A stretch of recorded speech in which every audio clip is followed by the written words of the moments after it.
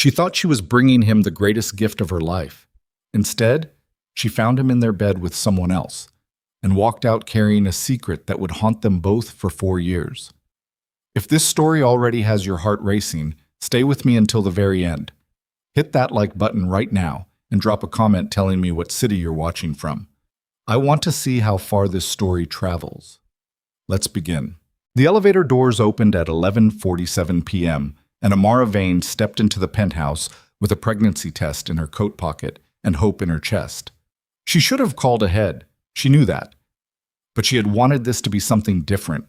Not a phone call, not a text, not another moment filtered through screens and schedules and the thousand small distances that had crept into their marriage over the past year. She had wanted to see his face when she told him. She had wanted to catch him off guard in a good way, the way she used to be able to do, back when catching him off guard was easy, back when he still laughed at unexpected things. She stepped out of the elevator, and the penthouse was dark except for the city pouring in through the floor-to-ceiling windows. Geneva laid out below them like scattered light on water, indifferent and beautiful. She set her handbag on the entry table. She took off her coat. She smoothed her dress with the flat of her palm the way she always did when she was nervous. And she was nervous, but it was the right kind of nervous, the kind that meant something mattered. The bedroom door was ajar. There was a sound, soft. She almost didn't register it, and then she did. Amara stood in the hallway for 4 full seconds before her body remembered how to move. She pushed the door open the rest of the way with 2 fingers, slowly, the way you might open something you already suspect you don't want to see.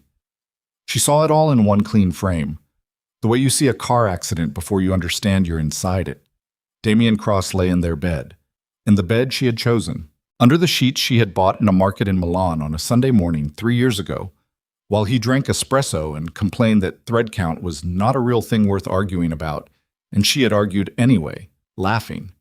In that bed, in those sheets. With a woman Amara did not recognize, dark-haired, already trying to cover herself, already looking at Amara with the particular expression of someone caught in someone else's life. Damien's eyes opened. He saw her. He said nothing. Not her name. Not an explanation. Just the silence of a man whose face had gone completely still, not with guilt, exactly, but with the recognition of a damage he could not walk back. Amara did not cry. That surprised her. She filed it away somewhere she'd examine later. She put one hand flat against her own stomach, below the fabric of her dress, where nothing was showing yet, where no one would know to look. She picked up her coat from the entry table on the way out. She pressed the elevator button once. She waited 11 seconds for it to arrive, and in those 11 seconds, the entire architecture of the life she had built shifted underneath her like something tectonically wrong, and she stood on top of it perfectly still. The doors opened. She stepped inside. The doors closed. She did not look back. What Amara Vane was, before Damien Cross, was practical. People sometimes confuse this for coldness, and she had stopped correcting them years ago. She had grown up in a family where money came and went with the seasons, and decisions were made with the head, not the stomach, because the stomach would get you killed or broke or both. She had put herself through school on scholarships and part-time accounting work. She had built a consulting career in financial compliance with the same patient. Methodical logic she applied to everything.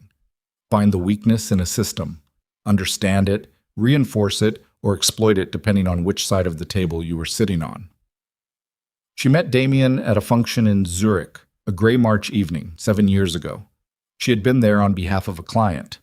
He had been there because he owned it.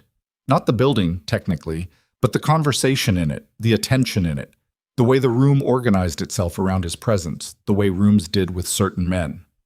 She had watched this from across a table of bad canapes and thought, clinically, dangerous. Then he had looked at her and said, "You've been watching me calculate exit routes for 20 minutes. And she had said, "I've been watching you pretend you need them." He had smiled at that.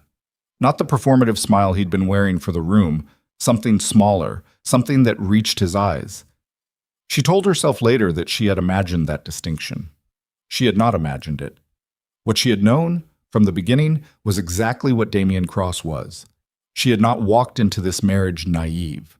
She knew about the organization, Not every detail, not the operational specifics she was careful not to want, but the shape of it, the weight of it, the way it preceded him into every room. She had decided, with the same cold clarity she applied to balance sheets, that she could live with the shape of it, that she could be the part of his life that was clean, that she could love him without needing to understand every dark room in the house he'd built. This had been, she understood now, in the back seat of a cab moving through Geneva at midnight, the central miscalculation of her adult life. She had given the driver an address, her friend Celine's apartment, the only place she could think of clearly. And now she sat with her coat in her lap and her hand still pressed flat against her stomach, and she thought about the math of it, the clinical, stupid, unavoidable math of it. She was 8 weeks pregnant. She had found out that afternoon at a clinic in the Eau Vive quarter, sitting in a paper gown in a room that smelled like antiseptic and waiting. The doctor had been kind.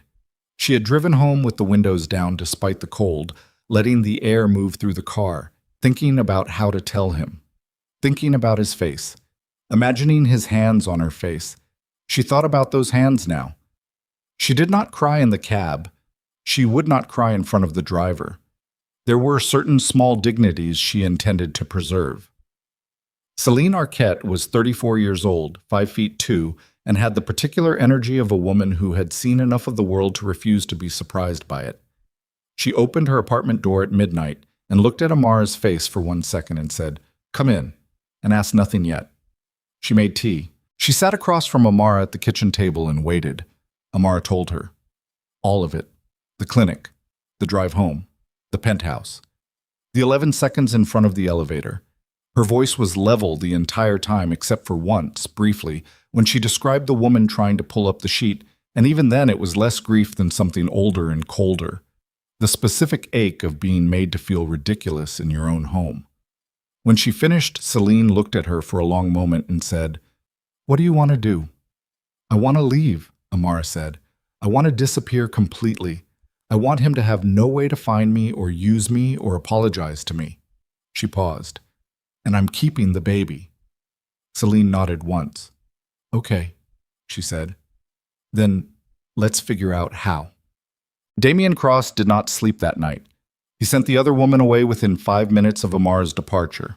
Gwen, a contact from Lyon, a liaison of the transactional, compartmentalized variety he had told himself didn't count because nothing about it was real, because he had not allowed himself to feel anything about it, because the ability to feel nothing on command had always been his most reliable instrument, and he had mistaken this for control.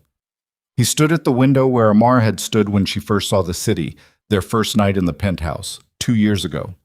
She had pressed her forehead against the glass and said, "It's too much. It's too much for one view. How do people live like this without it making them crazy?" And he had stood behind her and she had leaned back against him and he had thought, briefly, uncharacteristically, "I have everything I want." He tried to call her 4 times. The calls went to voicemail. He didn't leave a message on any of them because there was nothing to say that wasn't inadequate, and inadequacy was not something he had learned to tolerate in himself. He sent her one text at 2 a.m. "I know there's nothing I can say right now. I'm here when you're ready." He read it back and understood that it was a coward's message, one that preserved his dignity by pretending to give her space, that put the responsibility for the next move on her shoulders. He almost deleted it. He sent it anyway. She did not respond. By morning, he had decided she needed time. He had told himself this with the same certainty he applied to strategic decisions, because the alternative, that she did not need time, that she had already decided that there was nothing to wait for, was not a framework he was willing to operate inside. Adrian Vale arrived at the penthouse at 9 a.m. with a briefing file and a cup of coffee, the same way he arrived at the start of every working day. He was 41, lean in the way that men get lean when they've been under pressure for a long time, with close-cropped dark hair and eyes that cataloged everything they saw without appearing to. He had been Damien's second for 14 years. He knew the operation better than anyone alive. He knew Damien better than almost anyone. He set the briefing file on the table and looked at Damien's face and said nothing about what he saw there. "Amsterdam problem," he said instead, tapping the file. Reis is getting uncomfortable. He wants a meeting. Schedule it. Damien did not look at the file. Adrian sat down. Everything all right? No. Damien said it simply, without color. Amara left last night. A pause. What do you mean left? I mean she walked out at midnight and she's not answering her phone. Adrian's expression shifted into something carefully neutral. Did something happen? Damien looked at him. Yes. Adrian did not push. This was one of the things about him. He understood when to wait, when pushing would cost more than it gained. He picked up the briefing file and said, "She'll come back. She always comes back." Damien said nothing to this because something about it irritated him in a way he couldn't cleanly articulate, and he had learned not to speak from irritation he couldn't explain. What he didn't know, what he would not know for 4 years, was that in the same moment Adrian Vale was sitting across from him saying she'll come back, Adrian already knew she wouldn't. He had known for 6 hours. He had a contact inside the building's security system. He had watched Amara leave on camera. He had already begun to understand how this could be useful. 3 weeks later, Amara Vane ceased to exist. Not literally, but the woman who had lived in the Geneva penthouse, who had held a Swiss consulting contract and a joint account and a seat at a dinner table across from Damien Cross 4 nights a week. That woman methodically erased every trace she could reach, with Celine's help and a lawyer Celine knew who did not ask certain questions. And she stepped off a flight at JFK on a Tuesday morning in October under her maiden name, Amara Crane. And she stood at the arrivals gate with a rolling suitcase and $4,200 in a bank account and a child growing inside her who did not yet know that its entire world had changed. She told herself she was not running. She told herself this was a decision, not a flight. These things were both true and not true simultaneously, and she was tired enough not to investigate the distinction. New York was expensive and exhausting and did not care at all about her history, which was exactly what she needed. She found a sublet in Flatbush. She found work through a financial consulting firm that needed contractors and didn't ask many questions about the resume gap as long as the technical knowledge was there. And hers was. She built a routine. She built a second routine on top of the first one when Noah arrived. A December baby, small and dark-haired and startlingly alert in the way of babies who seemed to arrive already paying attention. She named him Noah Crane. She did not put a father's name on the birth certificate. She told herself she would explain everything when he was old enough to understand, and she told herself this with the same practiced certainty she used for everything else, because the alternative, that there was no version of this explanation that didn't cost him something, was too large to hold all at once. Noah at 1 was cautious. Noah at 2 was verbal and precise in a way that sometimes made the people at his daycare glance at Amara with raised eyebrows. Noah at 3 had learned to organize his toy cars by color and length with a seriousness that reminded her, uncomfortably and piercingly, of the way his father organized anything. She did not talk about his father. She did not have to yet. She rebuilt herself. It was not clean or fast or linear. There were months when the consulting work dried up, and she took night shifts doing remote bookkeeping for small businesses. Months when Noah was sick, and she missed deadlines and had to eat those losses professionally. There were nights she lay in the dark of the Flatbush apartment, listening to the sound of the city and feeling the specific loneliness of a woman who has exited one life completely and has not yet finished building the next one. But she did not call Damien Cross. She did not reach out. She did not allow herself to imagine what might be happening on the other side of the Atlantic, whether he was looking, whether he cared enough to look, whether the silence meant he'd moved on so cleanly that it was almost insulting. She had made a decision, and she was going to live in it. Celine was the only person in the world who knew where she was.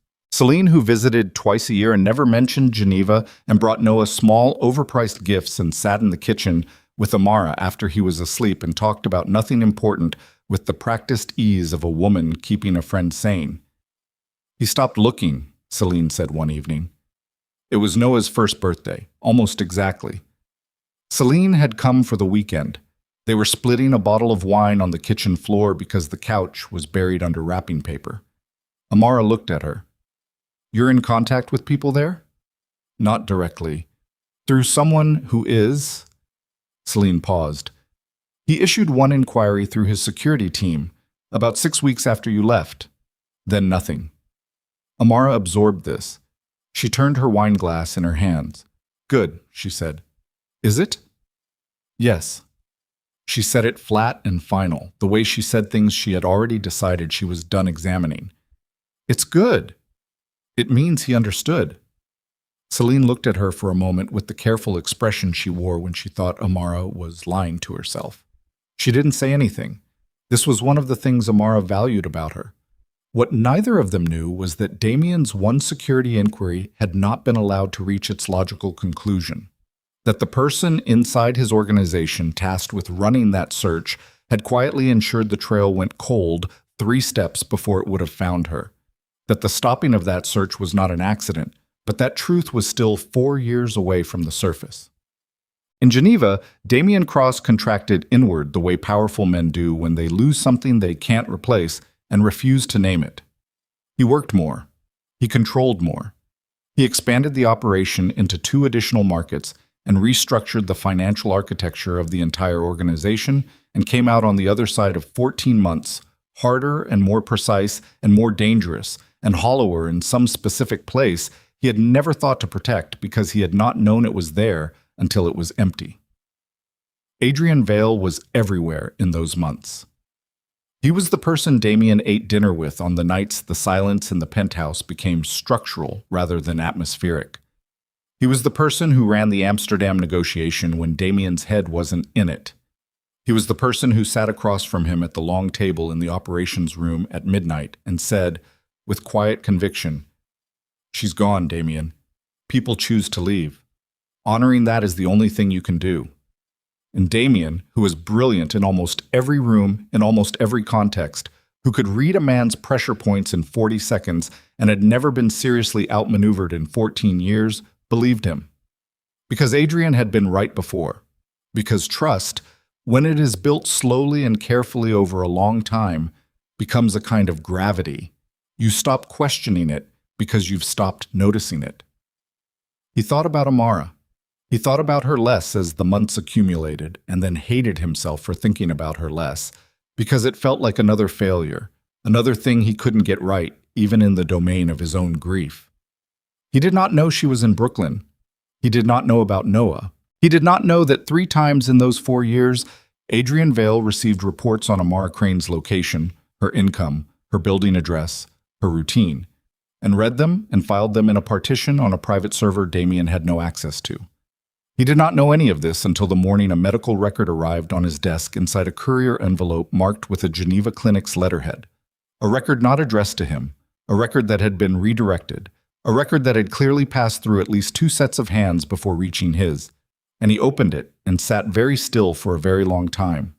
The record was a prenatal file. Amara Vane, patient, gestational age at first visit, 8 weeks, date of first visit, the same week she left. He sat with this for 6 minutes. He was a man who had processed terrible information quickly his entire adult life, and he sat with this for 6 minutes before he could make himself move. A child. Her child. Their child. The timing was exact and unmistakable, and he was not a man who required things to be explained twice. He was a father. He had been a father for... He did the arithmetic with brutal mechanical precision, 3 years and 4 months. He stood up from the desk and walked to the window and stood there for another 3 minutes with his hands clasped behind his back and his jaw set so hard that his back teeth ached. And then he turned around and sat back down and opened his laptop and pulled up every resource at his disposal and began. He found the Flatbush address inside 11 hours. He booked a flight to New York for the following morning. And then, at 10:30 that evening, when he went to tell Adrian what he'd found, because Adrian was the person he told things to, because that was how 14 years of habit worked, he stopped outside Adrian's office door. He stopped because he heard something. Adrian's voice. Adrian on a phone call, speaking low. Damien stood outside the half-open door in the corridor and listened, because something in the cadence of what he was hearing made his instincts, which were old and reliable, and had never once failed him when he actually listened to them, go very, very quiet inside him. The file reached him. Yes. A pause. Earlier than I expected, but it doesn't change the sequence. He'll go to New York. He'll find them. And when he does, the disruption gives us exactly the window we discussed. Another pause. He'll be distracted. He'll be vulnerable. That's when we move. Silence. Damien stood in the corridor and breathed. Every single thing he thought he understood about the last 4 years rearranged itself in approximately 90 seconds. Not in a messy, emotional way. In the clean, cold, precise way of a man who has just understood the architecture of a deception and is already, automatically, numbly, beginning to map the dimensions of it. He walked back to his office without making a sound. He sat down. He closed his laptop. And he began to think about everything Adrian Vale had ever told him about Amara. He did not sleep. This was not new. But this time the sleeplessness had a different quality. It wasn't grief or restlessness. It was the focused, combustible wakefulness of someone who has understood that they are already inside a trap and must figure out, without appearing to notice the trap, how to get out of it. By morning, when he boarded the flight to New York, only 3 people knew he was leaving Geneva. Adrian Vale was not one of them. The city hit him the way it always did. Too loud, too vertical, too much happening at every elevation.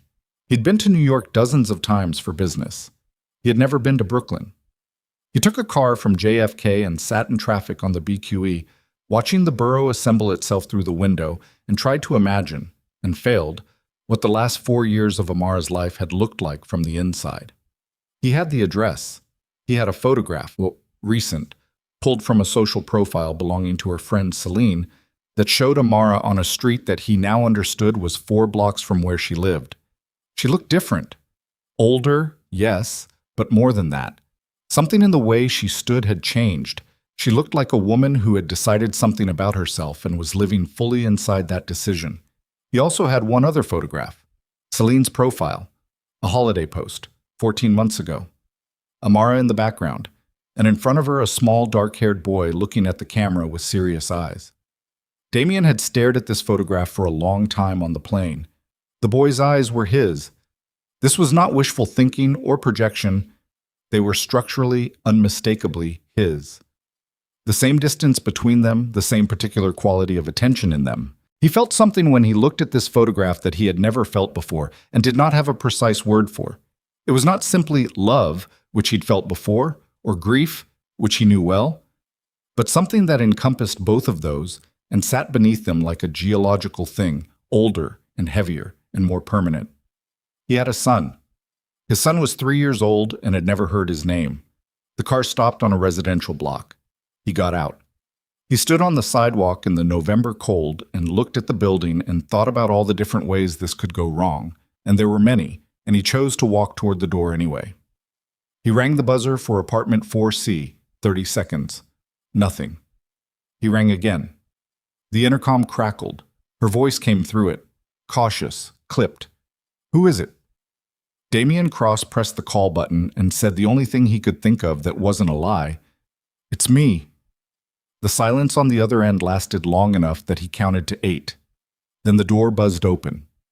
And somewhere above him, in an apartment in Brooklyn, the life Amara Crane had spent 4 years building braced itself for impact. The stairwell smelled like old radiator heat and someone's dinner from 2 floors up. Garlic, something fried. And Damien climbed it without hurrying because hurrying would have been the wrong energy for what was waiting at the top.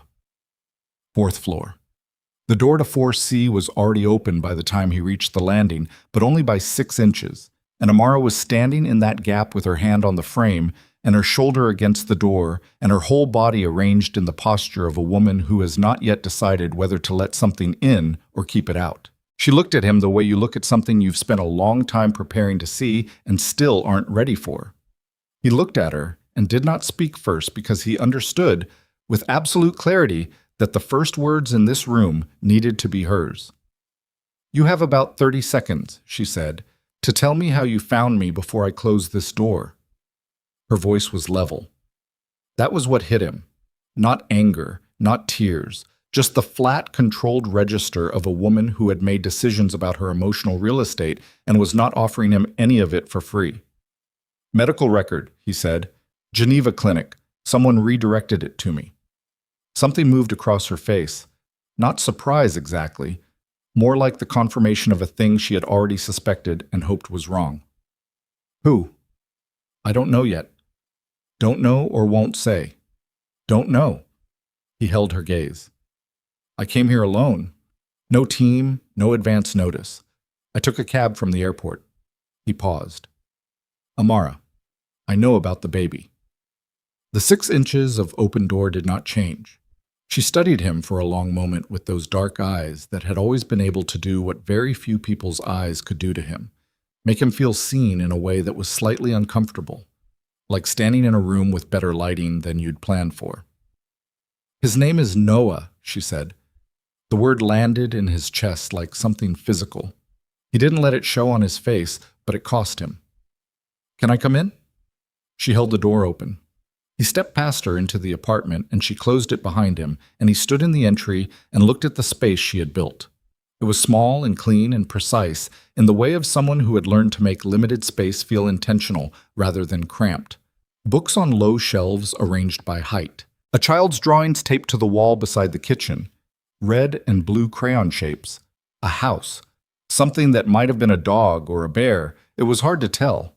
A pair of small sneakers by the door. Mismatched Velcro, one tongue folded in on itself. He looked at the sneakers for 1 second longer than he meant to.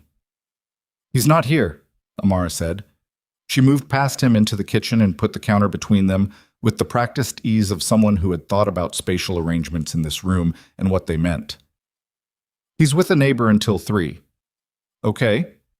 So you have, she checked the clock on the wall, 90 minutes to say whatever you came to say before I need to go get him. And I'm not going to let you meet him today, Damien. I want to be clear about that right now. I'm not asking to. She looked at him like she didn't quite believe that. Then what are you asking? He pulled out a chair from the kitchen table without asking permission and sat down, because standing across from her felt like a posture of confrontation he didn't want. He put his hands on the table, flat, in the open. I'm asking for a conversation. That's it. You can throw me out after. She didn't sit. She stayed at the counter with her arms crossed under her chest and her jaw set. She was wearing dark jeans and a gray sweater, and her hair was shorter than he remembered, pulled back, and she looked tired in a specific way. Not the tiredness of sleeplessness, but the tiredness of someone who has been operating at full load for a long time without backup. He had done that to her. He knew it, and he did not try to move past it quickly. I'm not here to apologize, he said. Her eyebrow moved. No? I mean, I am. I will. I have things to say that are going to sound like apologies because they are. But that's not why I got on a plane. He looked at her steadily. I got on a plane because my son is in this city, and I just found out he exists, and I needed to be in the same city as him. Even if you won't let me near him yet. I needed to be here. Amara looked at him for a long time. Yet, she said. Yes. You're already assuming a yet. I'm hoping for one. He paused. There's a difference. She pulled out the other chair and sat down slowly, like she was doing it against her better judgment. She put her own hands on the table and looked at them, and then looked at him and said, You really don't know who sent the record? No. But I have a suspicion. Who? He was quiet for a second. Adrian. Her expression shifted into something complicated. Why would Adrian send it? That's the part I'm still working out. He watched her face. Did you ever meet him before you left? 3 or 4 times. Functions. He was always, she paused, choosing the word carefully, attentive. The kind of attentive that's actually about information collection. Yes, Damien said. That's exactly right. He told her what he had heard outside Adrian's office door. He told her plainly, without editorializing, the way he reported operational intelligence. Stripped of emotion, sequenced correctly, nothing added or removed. He watched her face change as he spoke, watched the initial skepticism give way to something colder and more alert. When he finished, she was quiet for a moment. He knew where I was. I think so, for some time. He knew about Noah. Probably. And he sat on it. Her voice had gone very flat. He sat on it for 4 years, and then sent you the record now because it was useful to him now. That's my read. She stood up from the table and walked to the window and stood there with her back to him and her arms still crossed. Outside, the street sounds of Brooklyn moved through the glass, muffled, ordinary. A truck, kids, someone's car stereo cutting out. The absolute normalcy of it felt like a different language from the conversation happening in this room. I need you to understand something, she said, without turning around. I didn't leave because of the affair.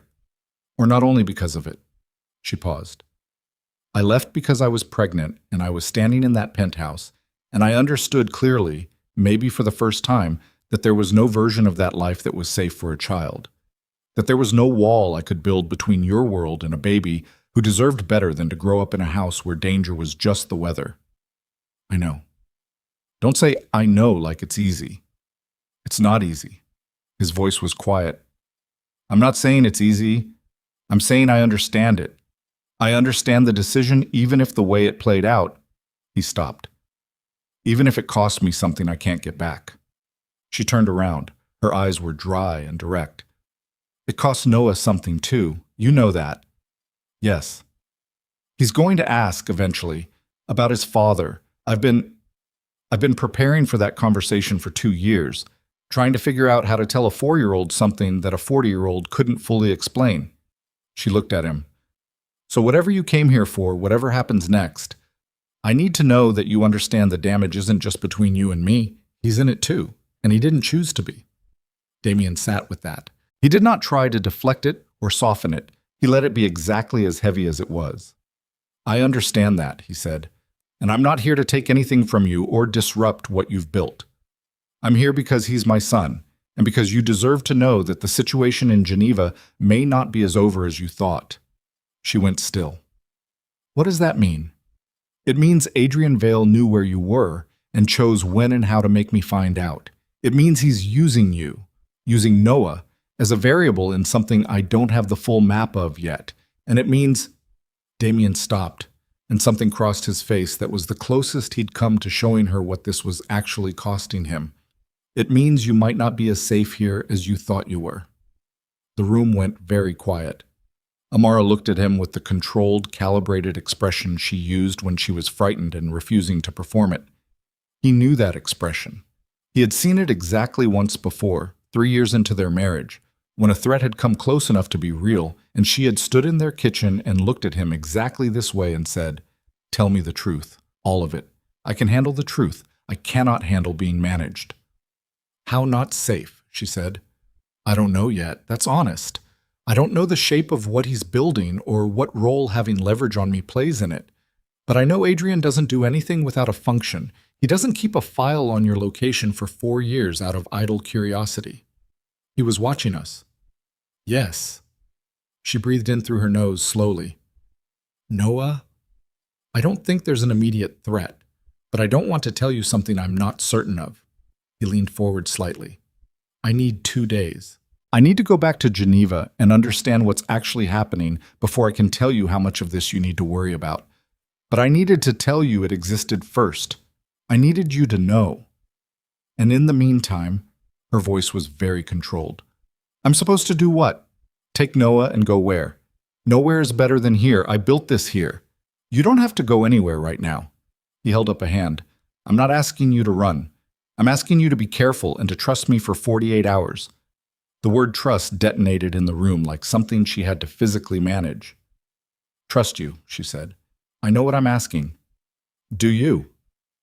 She looked at him with something that wasn't quite anger and wasn't quite grief, something that had been composting in a quiet place for 4 years and had turned into something denser and less volatile than either. "The last time I trusted you, I was standing in a clinic being told I was pregnant and planning how I was going to tell my husband and coming home to find out that the man I'd trusted had been..." She stopped, rerouted. "No, I'm not doing that. That's not the useful conversation right now." "You're right," he said. "It's not. The useful conversation is about Noah and about what happens in the next 48 hours and about what Adrian Vale is actually doing." He paused. "But I'm not going to pretend that the other thing doesn't exist. I'm not going to sit in your kitchen and ask you to act like the reason you're here in Brooklyn instead of Geneva isn't directly related to what I did. She looked at him. So say it, she said, if you're going to say it. What I did was a betrayal. It was a specific conscious act of damage against the person in my life I should have protected most carefully. I have no explanation for it that functions as an excuse. I was absent from our marriage in every way that mattered, and I made a choice that was selfish and destructive. And the fact that I've spent 4 years knowing exactly what it cost does not change what it was. He held her gaze through all of it. I'm sorry, Amara, for what I did and for what it made you have to do, and for the 4 years that Noah has existed in a world where I wasn't there. The kitchen was very quiet. Outside, a siren passed somewhere on Atlantic Avenue and faded. She looked at her hands on the table. She looked at the wall with the crayon drawings. She looked back at him. I need you to leave before 3, she said. Okay. And I need you to not come back without calling first. Okay? And if you go back to Geneva and figure out what Adrian is doing, I need you to tell me everything. Not a curated version, everything, even if it's bad. Yes. She stood up. The conversation was over. Not resolved, not healed, not anywhere close to either, but over for now in the way of a room where 2 people have said the real things and need to not be in the same space anymore before it becomes something else. He stood up too. He picked up his jacket from the back of the chair. At the door he stopped and looked at the crayon drawings on the wall again, at the small sneakers with the mismatched Velcro. What color is his hair? He said. He hadn't planned to ask it. It came out anyway. Amara looked at him for a second. Dark, she said. Same as yours. He nodded. He left. He did not go back to the hotel immediately. He walked.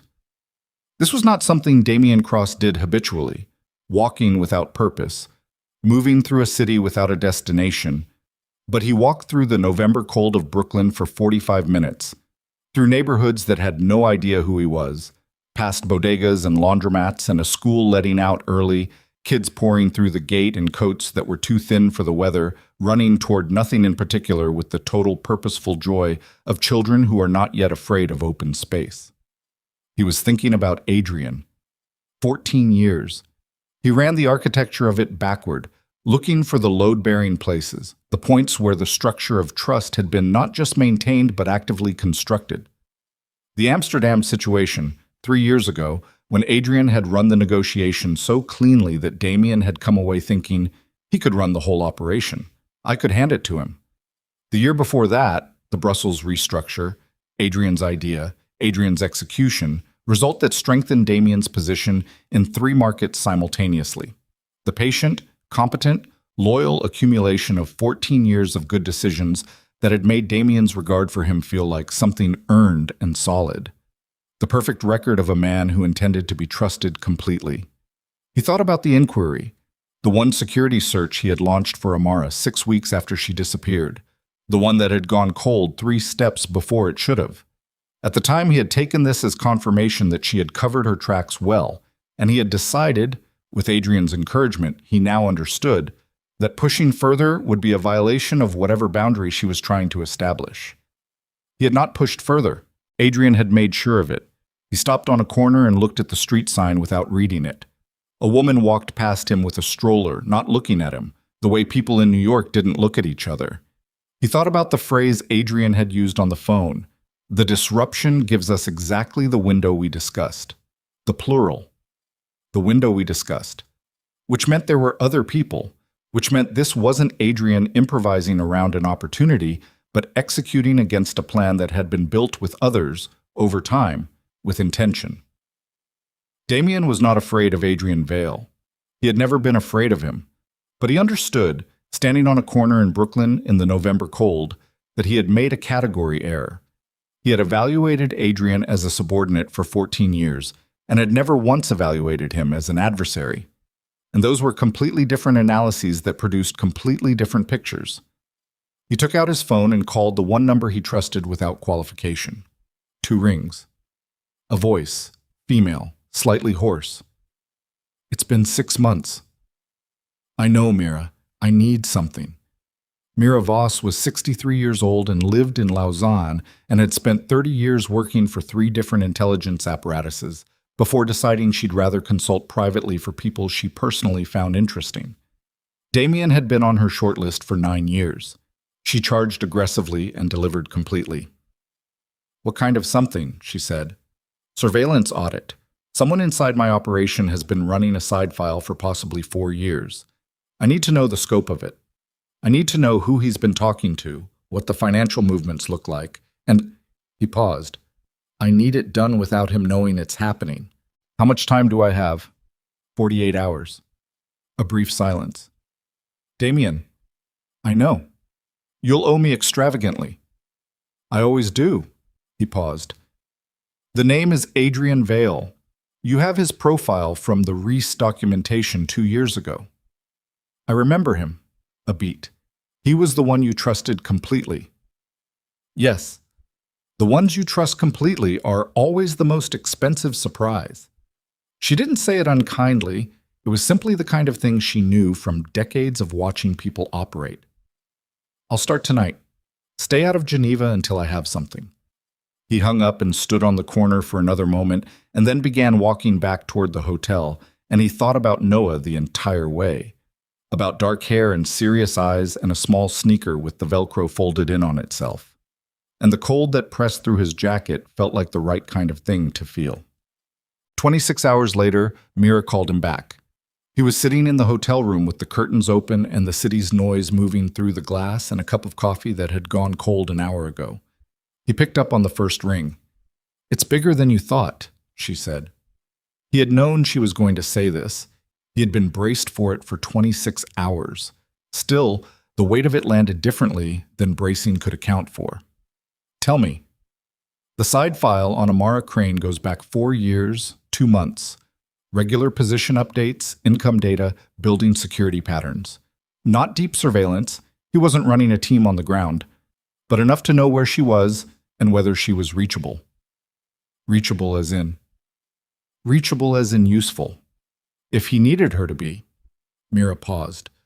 There are also 6 months of communications with a man named Soren Block. You know that name? Damien's jaw tightened.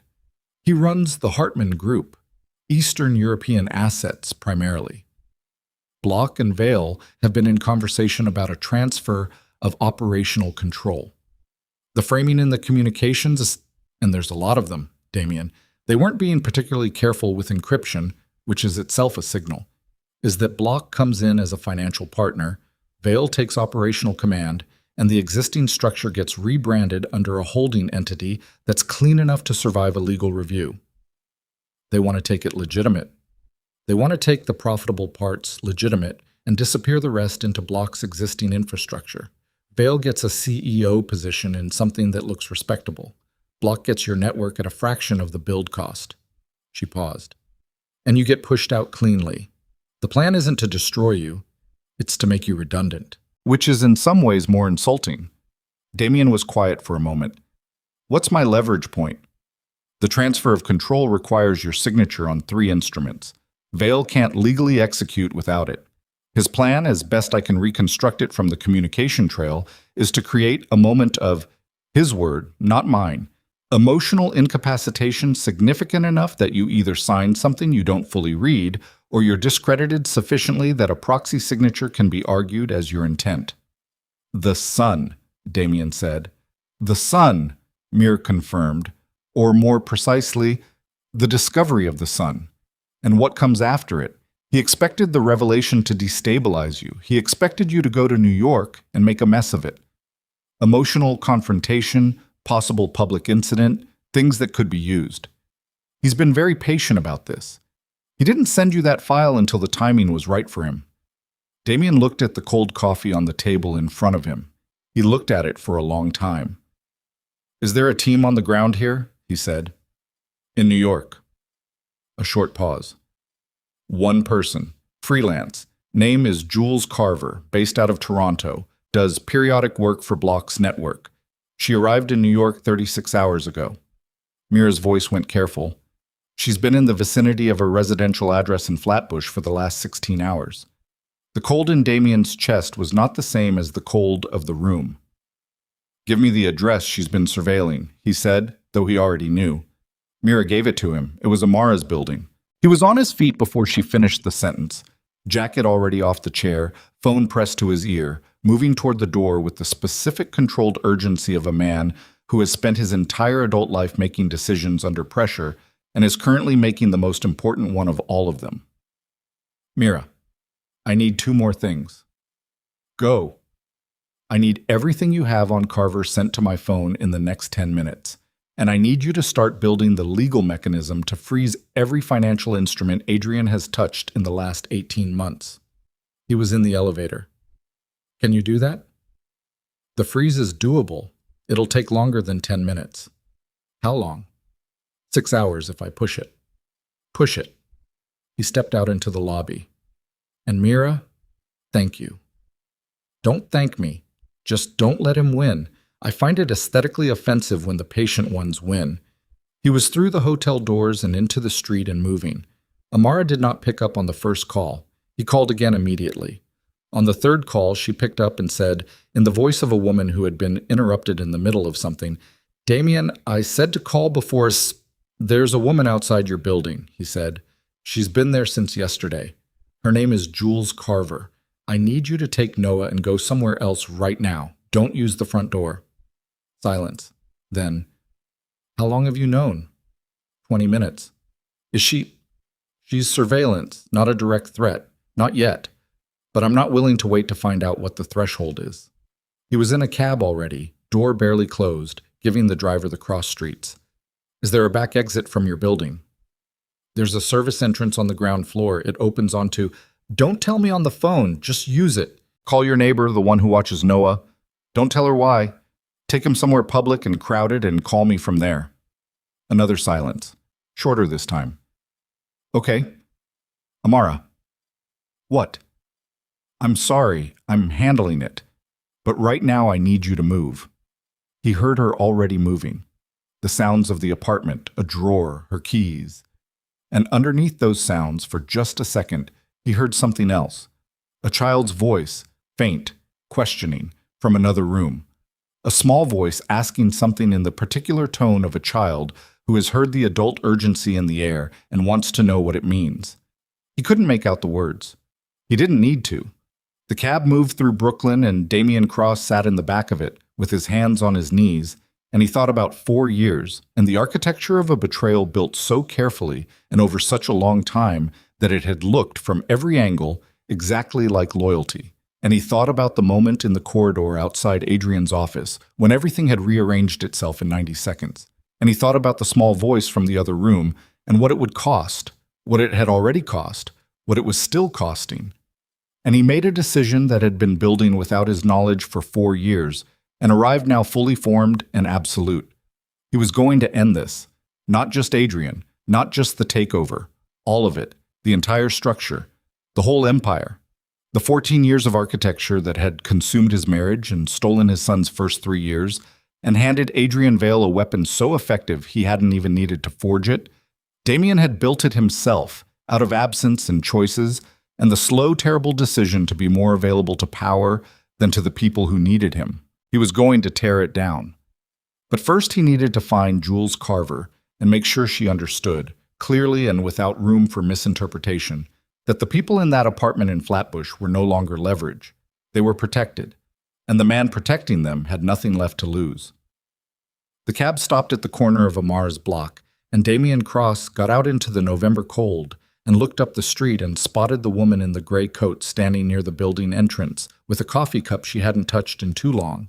And she looked up and saw him at the same moment, and in the second that their eyes met across the width of a Brooklyn street, both of them understood that the situation had just changed completely. She reached for her phone. He was already walking toward her. Jules Carver did not run. That was the first thing Damien clocked as he moved up the block toward her. She didn't bolt, didn't duck into a doorway, didn't do any of the things an amateur would do when they realized they'd been made. She stood her ground with the coffee cup still in her hand and watched him come with the flat, assessing expression of a professional who has already run the math and knows that running changes the calculation against her. She was mid-40s, compact, with the kind of stillness that wasn't calm but was its functional equivalent. Gray coat, dark scarf, sensible shoes. She looked like someone's accountant. This was probably intentional. He stopped 4 feet from her. "You're Damien Cross," she said. Not a question. "And you've been standing outside this building for 16 hours, he said. "Which means you're either very bad at surveillance or very comfortable with being seen." Something moved at the corner of her mouth. "I was told you were smart." "By Adrian." She didn't confirm it. She didn't need to. "What do you want, Mr. Cross?" "I want you to understand that the people in that building are no longer useful to whoever sent you here. Whatever leverage they were supposed to represent." He paused. "It's been removed from the equation." She looked at him for a moment. "I'm not here to hurt anyone." "I know. If you were, you'd have done it. You've had 16 hours. He held her gaze. "You're here to watch, to report, to tell Adrian when I showed up and what I did when I got here." He tilted his head slightly. "So, what are you going to tell him?" A beat. Then, "That you were here, that you spoke to the woman." She glanced up at the building briefly, reflexively. "That you seemed—" She chose the word with a precision that told him she was more than a watcher, prepared. "Good," he said. "Tell him that. Tell him I seemed prepared." He took 1 step back, giving her room that wasn't a threat. "And tell him I'll be back in Geneva by tomorrow morning." He turned and walked back the way he came, and did not look back to see if she watched him go because he already knew she did. His phone was in his hand before he reached the corner. He called Amara. She picked up on the second ring. Background noise, an indoor space, voices, the clatter of a place that served food. She'd gotten Noah out. She'd done it fast. He felt something in his chest relax by approximately 2 degrees. "Are you somewhere safe?" he said. "A diner on Fulton." Her voice was tight. "Noah thinks it's an adventure. He asked if we're hiding from a monster." A pause. I didn't know what to say to that. Damien closed his eyes for 1 second. "You're not hiding from a monster," he said. "You're being cautious because I asked you to be. The immediate situation is, the woman outside your building is surveillance, not a threat.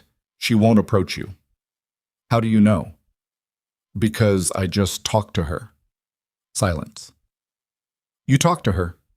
"Yes." "That's your version of handling something quietly." "I'm going to Geneva tonight," he said, moving past it. "I have someone running a financial audit on Adrian's moves. By the time I get there, I'll have enough to act on." He stopped on the corner and looked at the street. "I need you to stay somewhere other than your apartment for the next 24 hours. Is there somewhere you can take Noah that isn't your building and isn't Celine's, somewhere Adrian doesn't have a file on?" A longer pause. He could hear her thinking, hear the specific quality of her silence when she was making a practical decision rather than an emotional one. "There's a woman I work with, Diane. We're not close enough that anyone would connect us. She has a spare room." "Yes. Go there. Don't use your bank card for anything tonight. Use cash." He paused. I know how to disappear, Damien." Her voice was flat. "I've done it once already." The sentence landed cleanly. He accepted it. "I'll call you when I have something concrete. 24 hours. "And if you don't call in 24 hours? "Then something went wrong. And there's a number I'm going to text you. Miravos, Lausanne. You call her, and she'll handle it." A beat. "Who is she?" "Someone who owes me less than I owe her, which means she's motivated." He paused. "Amara, He stopped. Started again. "Keep him close tonight." There was a silence on the line that had texture to it. "I always do," she said, and hung up. Ma'am. He was on a flight to Geneva at 9:47 that evening. Business class, window seat, and he didn't sleep for a single minute of the 7 hours because he spent all of them building the approach in his head. Not just to Adrian, but to the structure underneath Adrian. The network of relationships and financial instruments and operational dependencies that would need to be addressed in sequence, in the right order, or the whole thing would twist in ways he couldn't predict. He was good at this. He had always been good at this. The chess of it, the long sequence of moves calculated simultaneously, The ability to hold 12 variables in his head and track how each one changed the weight of all the others. It was the thing that had built the empire. It was the thing he was now going to use to take it apart. By the time the plane began its descent into Geneva, he had the sequence mapped to 7 steps. He had also identified, with the cold specificity of a man who has had 7 hours and no distractions, the weakest point in Adrian's plan. The 3 instruments that required Damien's signature weren't just a legal formality, they were the entire load-bearing structure of Adrian's exit strategy. Without them, Block couldn't move in. Without Block's capital, Adrian couldn't execute the rebrand. Without the rebrand, the whole transfer of control collapsed into an illegal coup with no cover and no financial infrastructure, which meant Adrian would be left standing in Damien's organization, having declared himself its leader with nothing to back the declaration up. The signature was the hinge, which meant Adrian needed to get Damien to sign something before Damien understood what he was signing. Or Adrian needed Damien removed from the equation entirely, in a way that could be argued as voluntary or incapacitating, before the instruments could be executed by proxy. Neither of those things was going to happen. But as the plane touched down on the tarmac and the morning light of Geneva came through the window at a low gray angle, Damien felt the first thread of something he hadn't accounted for start pulling at the edge of his thinking. A small irritant, the kind of thing a careful mind registers before it can name it. Something Mira had said. He turned it over. He wasn't being particularly careful with encryption, which is itself a signal. A man like Adrian Vale. 14 years of flawless operational security. 6 months of communications with Soren Block stored in a partition that Mira, very good but not uniquely good, had accessed in under 26 hours. Why would Adrian be careless? He was still turning this question over when he walked through the airport and into the sharp cold of the Geneva morning, and he was turning it over when his phone buzzed with a message from Mira. Call me before you go to the office. And he stopped on the pavement outside Arrivals and called her immediately. She picked up without preamble. Something's changed. Tell me. The communications I found, the Block negotiations, all of it. I did a second pass at 4 a.m. A pause that had weight in it. The encryption they used is a protocol I recognize. It's one used by a specific firm out of Vienna that works, among other clients, for your organization's legal compliance department. Damien stood very still. My compliance department. Yes. Which means one of 2 things. Either Vale used your own firm's infrastructure for his private communications, sloppy and arrogant, or someone in my compliance department is involved, Damien said. Or, Mira said, and her voice shifted into the particular register she used when she was about to say something she didn't like saying. The communications were planted there, in that partition, using your firm's protocol to ensure that whoever audited them, whoever you sent to look, would find them in a way that felt credible. The morning air moved around him, and he stood in it and let the sentence fully arrive. You're saying the file on Adrian might be constructed, he said. I'm saying the trail is cleaner than it should be if it were real. Real people making real plans over 6 months generate noise, inconsistencies, redundancies. What I found is coherent, purposeful. The way a document is purposeful, not the way a conversation is. She paused. I'm not saying Adrian is clean. I'm saying I'm not certain the evidence I found is what it appears to be. Damien turned this over in his head for 10 seconds. If the file is planted, who planted it, and why? Those are the questions. Another pause. The why I can speculate on. If someone wanted you to move against Adrian Tapual, preemptively, aggressively, before you had full information, feeding you a plausible evidence trail would be an efficient way to make that happen. You go at Adrian hard. You damage your own organization from the inside. You create exactly the instability that... She stopped. That actually benefits Block, Damien said. Or someone operating parallel to Block. Or someone whose interests are served by you destroying your own second-in-command based on manufactured intelligence. She was quiet for a moment. I want to be clear. This is a possibility, not a conclusion. The file might be real, but I am not comfortable telling you to act on it as if I'm certain. Damien stood on the pavement outside Geneva Airport in the gray morning and thought about the corridor outside Adrian's office, the phone call he had heard, the plural. We. The window they had discussed. He had been certain. Standing in that corridor at 11:30 at night, he had been absolutely certain of what he was hearing and what it meant. Now he stood in the cold with the certainty pulling loose at the edges and something worse taking its place. Not doubt exactly, but the recognition that he had been moving fast, making decisions on compressed timelines in an emotionally disrupted state, which was precisely the condition under which a careful adversary would want him operating. Mira, is there any way to verify the source, to know whether the file is real or planted? There's one way. The block communications reference 3 in-person meetings, specific locations, specific dates. If Vale was actually at those locations on those dates, the communications are likely real. If he wasn't, she stopped. I have the dates and locations. I can run travel records, hotel registrations, security footage, if I can access the right systems. But that's another 12 to 18 hours. Start it, he said immediately.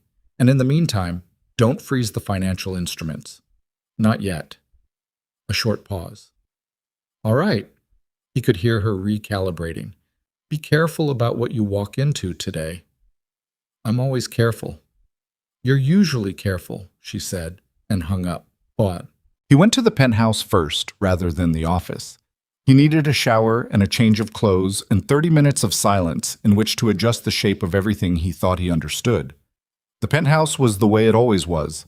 Immaculate, maintained by the building's service, cold in the specific way of a space where no one actually lived anymore.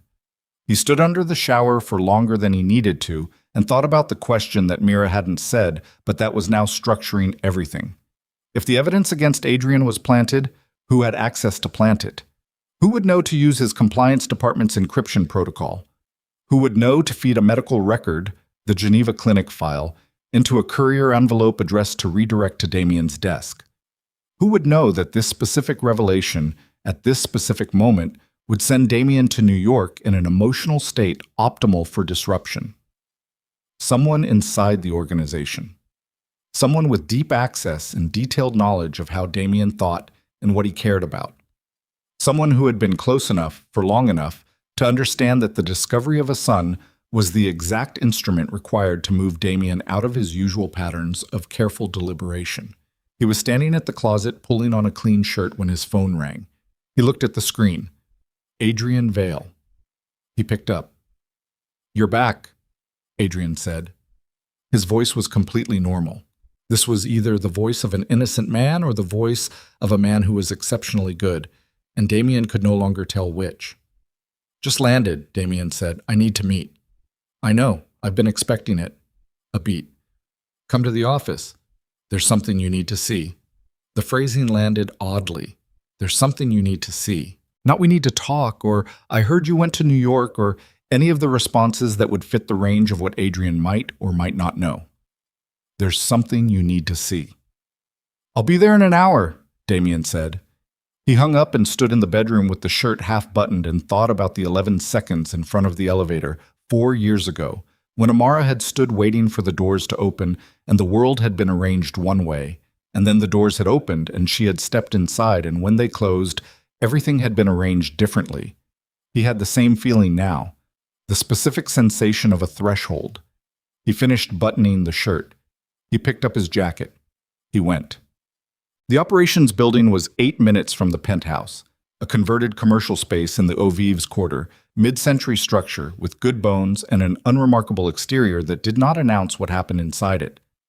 Damien had chosen it for this reason. He had chosen everything about the organization's physical presence for its unremarkability. He walked through the ground floor and nodded at the 2 people he passed and took the stairs to the second floor and stopped outside Adrian's office. The door was open. Adrian was sitting at the long table rather than his desk, not his usual position, and there were papers laid out in front of him, organized and deliberate, and he looked up when Damien appeared in the doorway with the expression of a man who has been waiting and is neither anxious about the wait nor grateful it's over.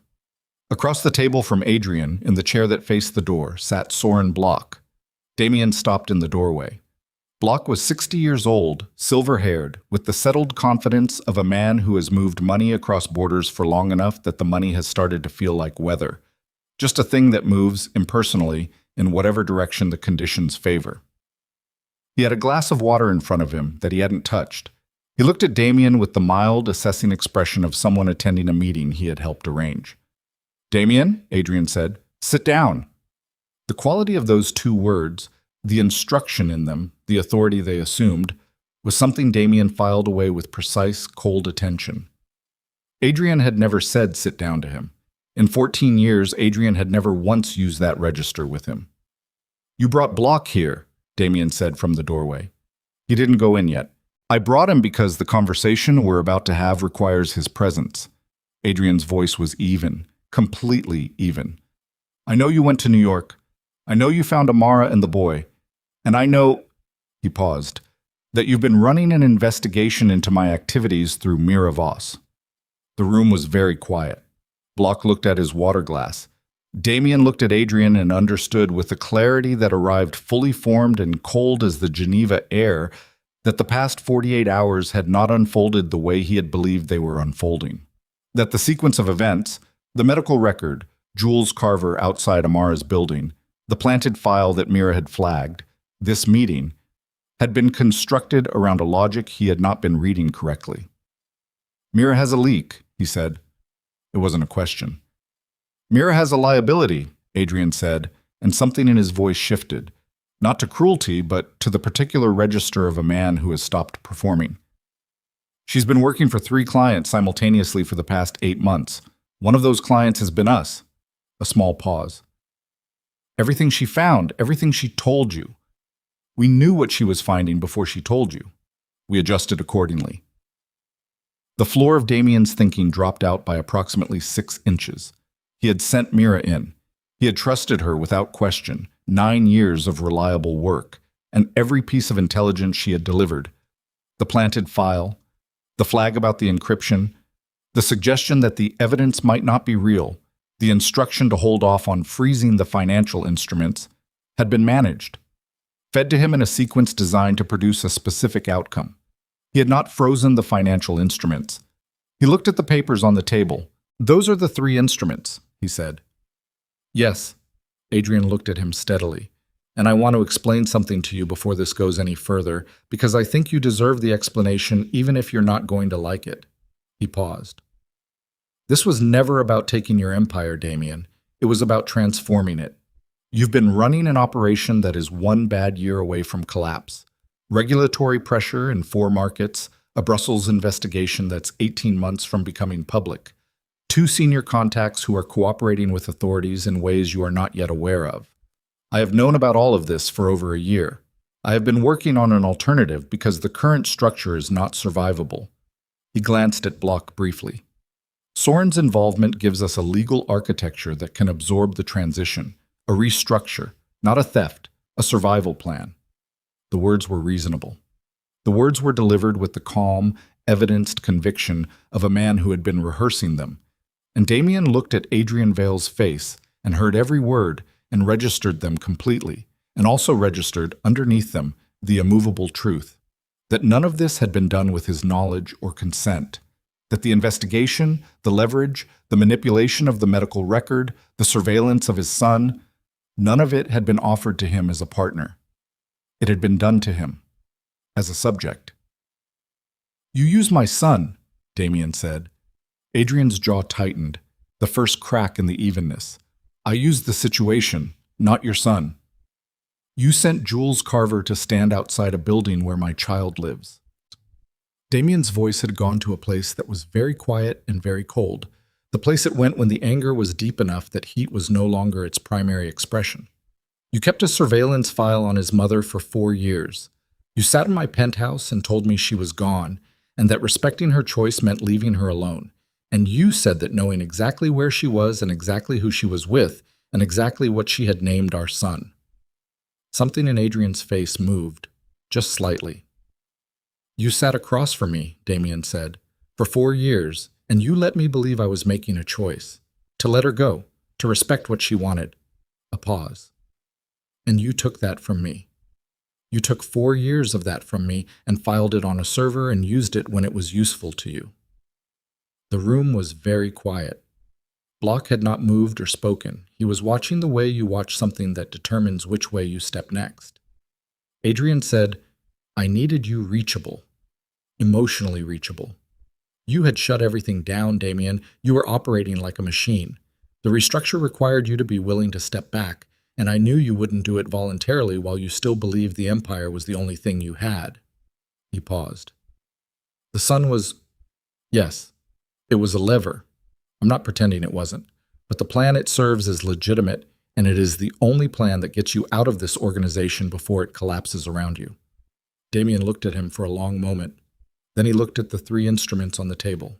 Then he said, "How long have you had access to Mira?" 8 months.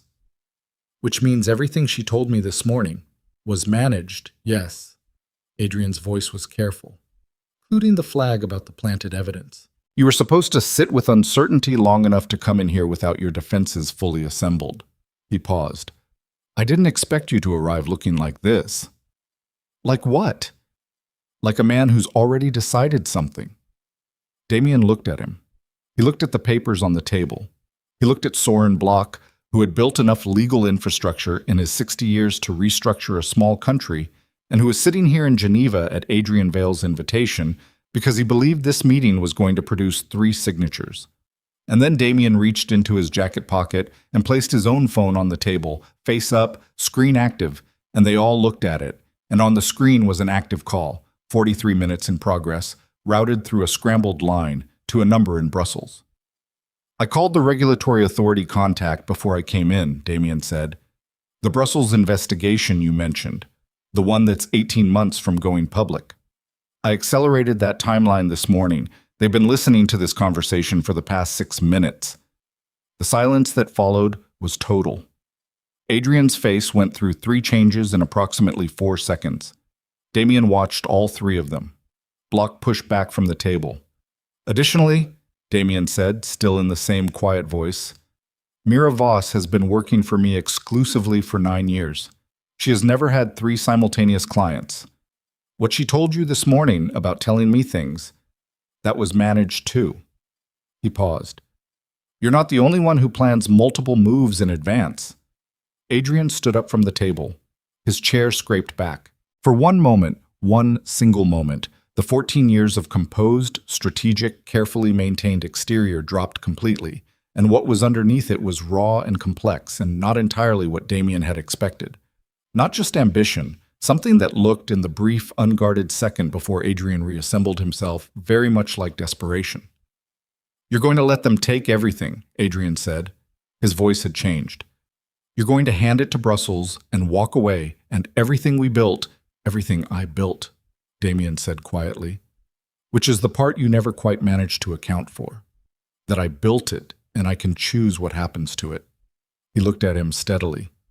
The Brussels contact isn't going to destroy you. I haven't given them your name. I've given them the financial architecture. What can be dissolved legally, dissolved. What can't, he paused. That's what the conversation this morning was actually about. Block stood up, slowly, with the measured movement of a man recalculating. Mr. Cross, you should leave, Damien said to him, without looking at him. Whatever Adrian told you about this meeting, the outcome he described is not the one that's available. He paused. You can reach my legal team through the standard contact if you want to discuss a legitimate consultation arrangement, but not today. Block looked at Adrian. Adrian said nothing. Block picked up his jacket and left, and the sound of his footsteps on the stairs was the only thing in the room for a long moment. Adrian stood at the far end of the table and looked at Damien with an expression that had given up on strategy and arrived at something human and therefore much harder to read. What happens now? He said. Now, Damien said, you're going to sit down and tell me everything, not the version you rehearsed for this meeting. Everything. The Brussels contacts who are cooperating, the regulatory timeline, the specific exposure points, everything you know that I don't. He paused.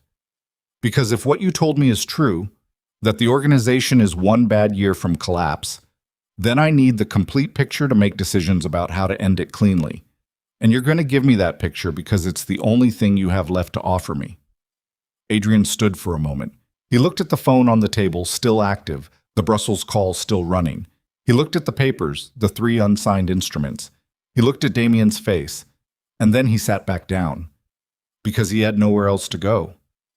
And as Adrian began to speak, slowly at first, and then with the gathering speed of a man who has been carrying something heavy for a very long time and has finally been given permission to put it down, Damien sat across from him and listened and built the picture piece by piece of exactly how damaged the structure beneath his feet actually was.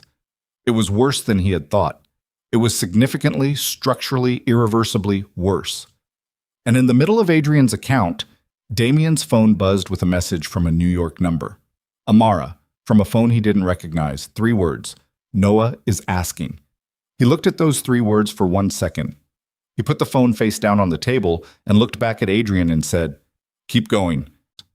But the 3 words sat underneath everything else in the room, like a frequency only he could hear, and they changed the weight of all of it. The empire, the collapse, the Brussels exposure, the 14 years, into something that was finally, for the first time, the right size relative to everything else. Adrian talked for 2 hours and 19 minutes. Damien did not interrupt him once.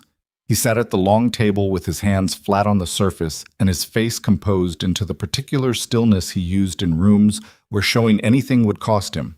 And he listened to 14 years of an organization he had built get taken apart in real time by the man who knew it best.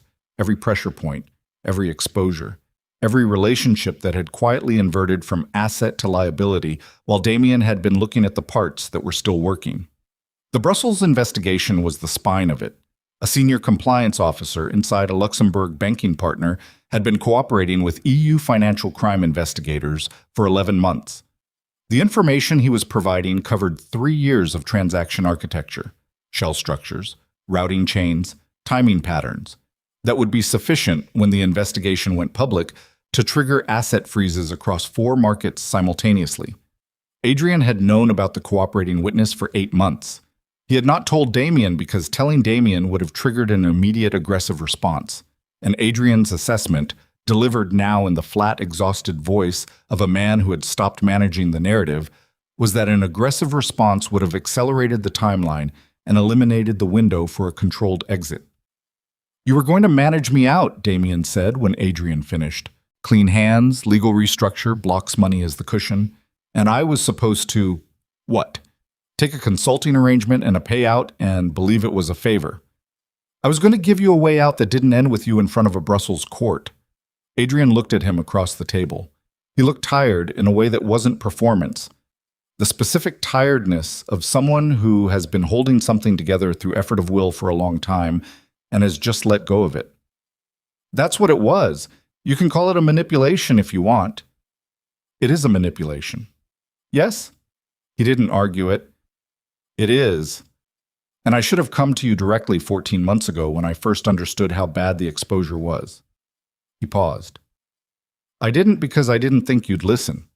I thought you'd fight it.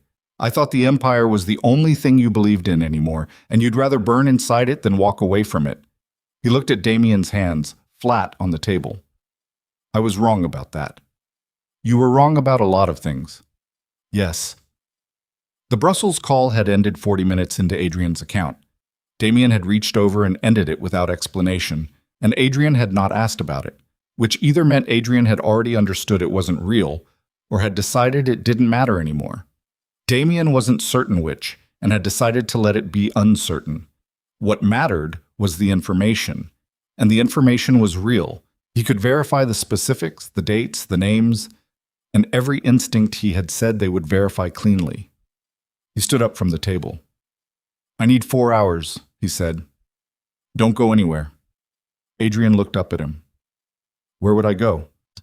Damien picked up his phone and walked out of the office and down the stairs and out into the Eau Vive street, and the cold hit him like a wall, and he stood in it for a moment and breathed. His phone showed 14 missed calls. 12 of them were from a number he didn't recognize, the temporary phone Amara was using. 1 was from a legal contact in Brussels. 1 was from a number he recognized as belonging to the Luxembourg banking partner's internal security team. The Luxembourg call had come in 40 minutes ago. He called it back. 3 rings. A man picked up, guarded. Yes. This is Damian Cross returning your call. A pause. The pause of someone deciding how to say something they've been sitting with. Mr. Cross, I'm calling because we have a situation that developed approximately 2 hours ago that you need to be aware of. Another pause. One of our senior officers, the individual who has been cooperating with the Brussels investigation, was found dead in his apartment this morning. Initial assessment is cardiac, but the circumstances are, a careful hesitation, being reviewed. Damien stood on the pavement and felt the temperature of the situation change completely. Who knows about this, he said. At this stage, local authorities, our internal team, and now you. The Brussels investigators have not been notified yet. The man's voice was strained. Mr. Cross, I want to be direct with you.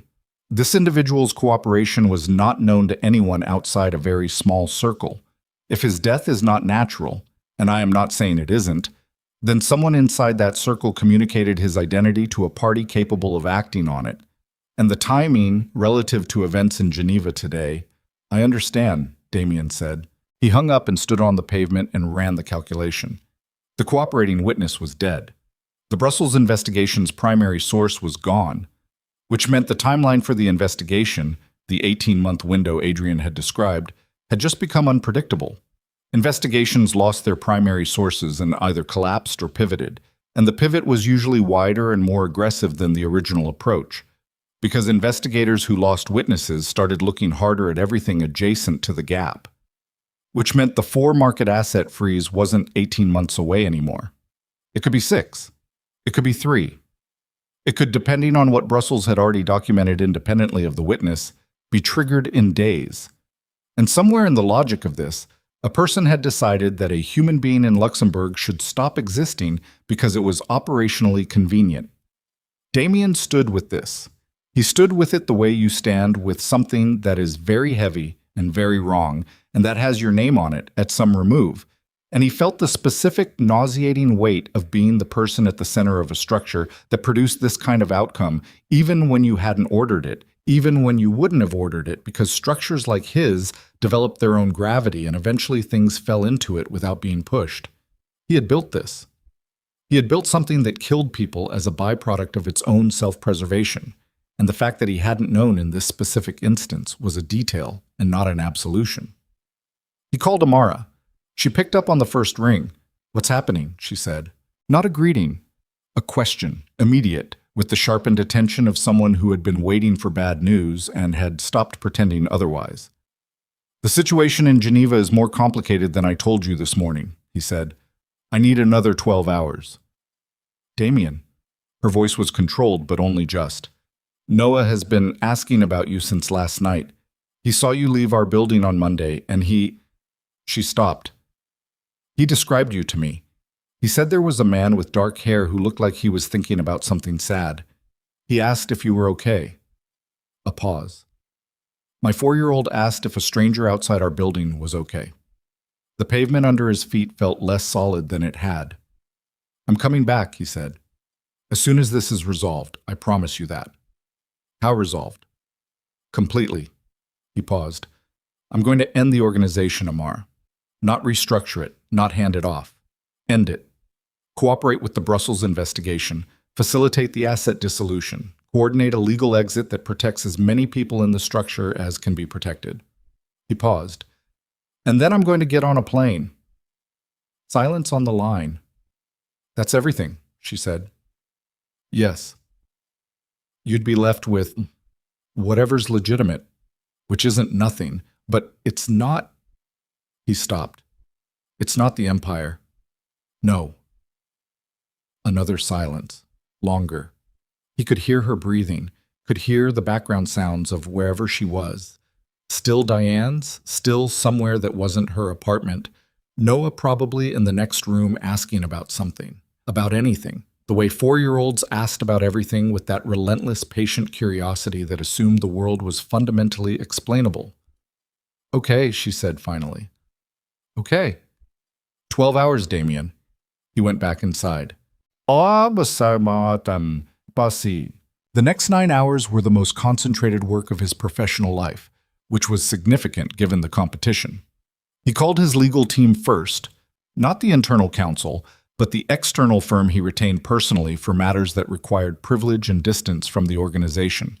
He reached the senior partner at home and spoke to him for 40 minutes, and by the end of the call, a framework existed for voluntary cooperation with Brussels that would be initiated before the investigator's working day began. He called the Brussels contact directly next, a woman named Dr. Els Vanderberg, senior investigator, whom he had met exactly once at a function 2 years prior and had assessed as extremely competent and not corruptible. He identified himself. He told her he was initiating contact voluntarily. He told her the cooperating witness was dead and that she should know this before her morning briefing. The silence on her end lasted 4 full seconds. He told her he would have his legal team file cooperation documentation within 18 hours. She said, "Mr. Cross, I want to be very clear that voluntary cooperation at this stage does not guarantee—" "I know what it doesn't guarantee," he said. "I'm not calling for a guarantee. I'm calling because it's the right thing to do and because the alternative is a collapsing structure that hurts more people than a controlled dissolution." Another pause. Then, "We'll expect documentation by 8 a.m. tomorrow." He went back upstairs to Adrian. Adrian had not moved.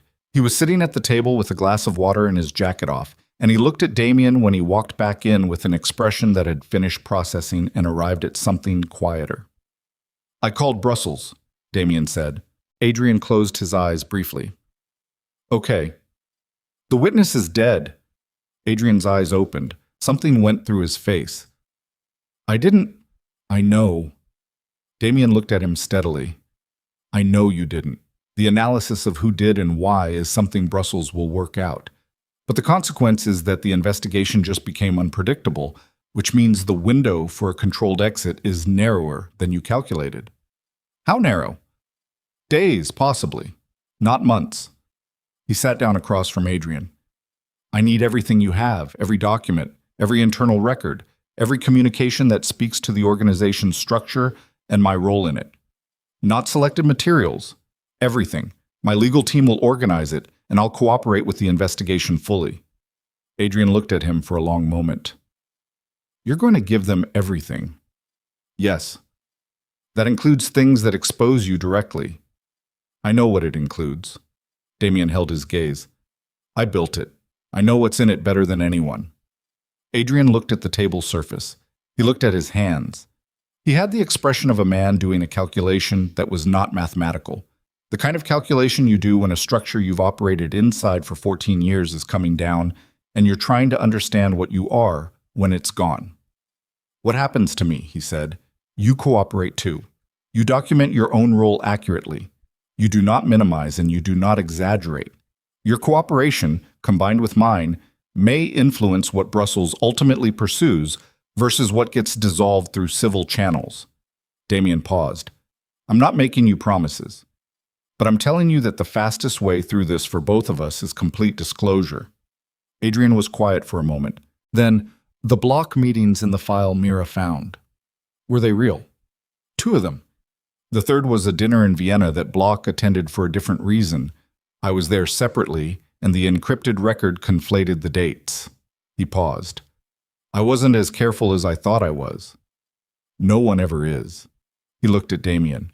"You knew I'd give you everything." "I knew you'd run out of other options." "That's not the same thing." "No," Damien agreed. "It's not." They worked through the night, not together exactly.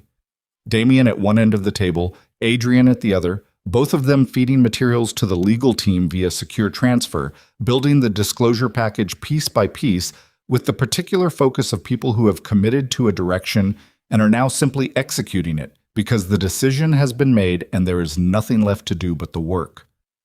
At 3:47 a.m., Damien's phone buzzed on the table. A message from a Geneva number he didn't recognize. He opened it. A photograph. No text. Just an image. He looked at it and felt his blood temperature drop by several degrees. It was a photograph of a Mars building in Brooklyn. Not the front entrance. The service entrance. The one Amara had used to leave 2 days ago. Taken recently, within the last hour, based on the street lighting. And in the corner of the frame, barely visible, A child's red sneaker on the bottom step of the fire escape. Noah's sneaker. He had seen it. The mismatched Velcro. The red. He stood up from the table so fast his chair went back and Adrian looked up from his materials with an expression that changed immediately when he saw Damien's face. What? Damien was already dialing. Amara's line, 1 ring, 2, 3, voicemail. He dialed the temporary number, voicemail. He dialed Diane's landline, which Amara had given him as a backup. 4 rings. A woman answered, sleep-roughened. Hello? Is Amara there? Damien said. A pause that was a half-second too long. She and her son went out about an hour ago. She said she needed something from where? His voice came out clipped, tight, stripped of everything but the question. Where did she say she was going?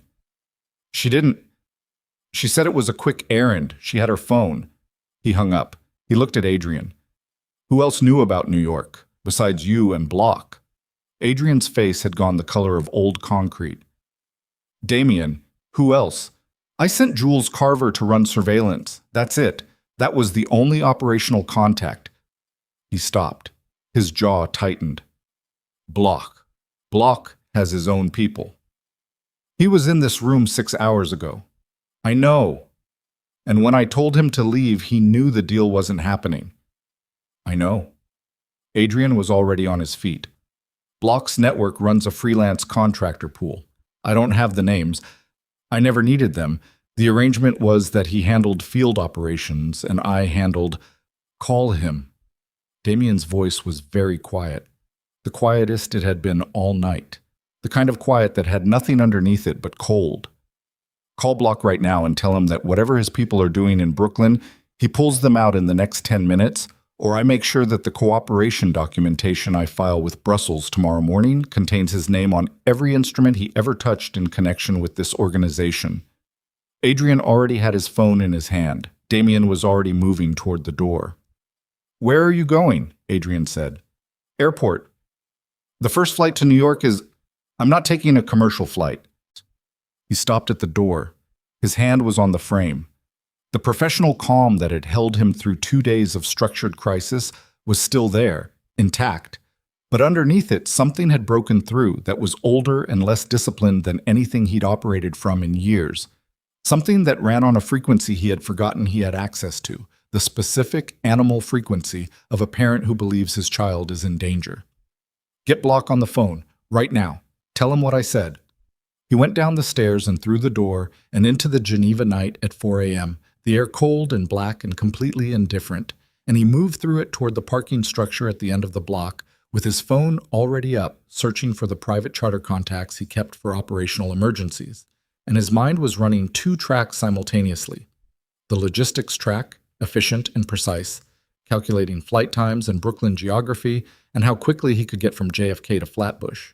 And underneath it, the other track, the one that wasn't logical, the one that kept returning to the image of a small red sneaker on a fire escape step, and the 3 words Amara had texted him 3 hours ago, and the 4-year-old who had looked at a stranger outside a building and asked if he was okay. His phone rang. Adrian. He picked up. I reached Block. Adrian's voice was tight. He says his people aren't in Brooklyn. Damien stopped walking. What? He says Carver was pulled out yesterday after you spoke to her. He says he doesn't have anyone else deployed in New York. He says... Adrian paused, and when he spoke again, the tightness in his voice had changed quality, shifted into something that sounded less like operational strain and more like the early stage of a different kind of fear. He says the photograph you received didn't come from him. Damien stood in the Geneva street at 4 a.m. and felt the architecture of the situation rearrange itself for the 3rd time in 48 hours. Then who sent it? He said. Silence on the line. Not Adrian's silence. Adrian was there, breathing, but the silence of a question that neither of them had the answer to, which meant there was a party in this situation they had not yet identified, which meant the map of who knew about Amara and Noah and Brooklyn was larger than either of them had drawn. His phone buzzed against his ear, a second notification on the same line. He pulled it from his ear and looked at the screen. A second photograph. Same building, different angle. And this time, not just the sneaker. This time, in the narrow gap between the service door and the frame, the unmistakable shape of a small, dark-haired boy pressed against the wall, with an expression on his face that Damien had never seen before and would spend a long time not being able to forget. Noah. Looking at something outside the frame, looking at it with the concentrated, wide-eyed stillness of a child who has been told to be very quiet and is trying very hard to comply. Damien Cross put his phone in his pocket and started running. He chartered a flight out of Geneva Cointrain at 4:51 a.m. 7 seats, 1 passenger, a pilot who asked no questions because Damien was paying the kind of rate that purchased in curiosity. He spent the first hour of the flight trying to reach Amara on every number he had. The temporary phone, Diane's landline, Celine in Paris, who answered on the third ring with sleep in her voice and fear in it 2 seconds later when she heard his. Celine had not heard from Amara since the previous afternoon. He told her to stay by her phone. He hung up. He spent the second hour on the phone with a contact in the NYPD through 3 degrees of separation, a man named Garrett who owed a favor to someone who owed a favor to someone who worked for Damien, the long, loose chain of obligation that powerful men built precisely for moments like this. He gave Garrett the building address and described Amara and Noah and said there may be a situation developing and he needed eyes on the location, low profile, no sirens, just a presence. Garrett said he'd send a car. Damien sat back in the seat and looked at the dark Atlantic beneath the plane and thought about who had sent the photographs. Not Block. Block had confirmed his people weren't in New York, and Damien believed him. Not because Block was trustworthy, but because Block's operational logic made the photographs unnecessary. Block had wanted the signatures. The signatures were gone. There was no remaining leverage play that required photographs of a child on a fire escape at 4 a.m. Not Adrian. Adrian's entire play had been built on managed distance, surveillance, information, the careful use of Amara and Noah as a pressure mechanism rather than a direct threat. Adrian didn't operate through fear. He operated through architecture, which left the question open in a way that was deeply uncomfortable. A third party, unknown, with access to the building address in Brooklyn, with knowledge of Amara and Noah's connection to Damien, and with a purpose in sending those photographs that Damien could not yet read. He ran every name he could think of through the filter of motive and access. He ran them twice. On the third pass, he stopped at a name that he had not considered because he had not had reason to consider it, a name that had been on the periphery of several events he was now reconstructing in sequence. And when he placed that name inside the sequence suddenly made a different kind of sense. He made one phone call, a number he had not dialed in over 2 years. A man answered. Victor Sane, 67, former structural architect of 3 of Damien's most complex financial arrangements, retired to a house in Montreux. A man who had known everything about the organization's anatomy and had left it cleanly, or so Damien had believed, 18 months ago. Victor, Damien said. A pause.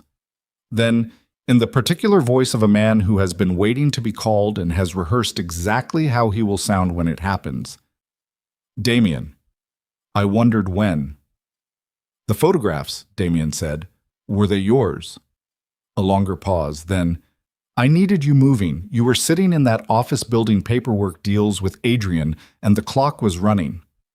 A breath. The boy was already outside. The woman had taken him out herself. I didn't put them in danger. I just documented where they were and sent you the documentation. You sent me photographs of my son on a fire escape at 4 a.m. I sent you a reason to get on a plane. Oh, Victor's voice was flat, but not cold.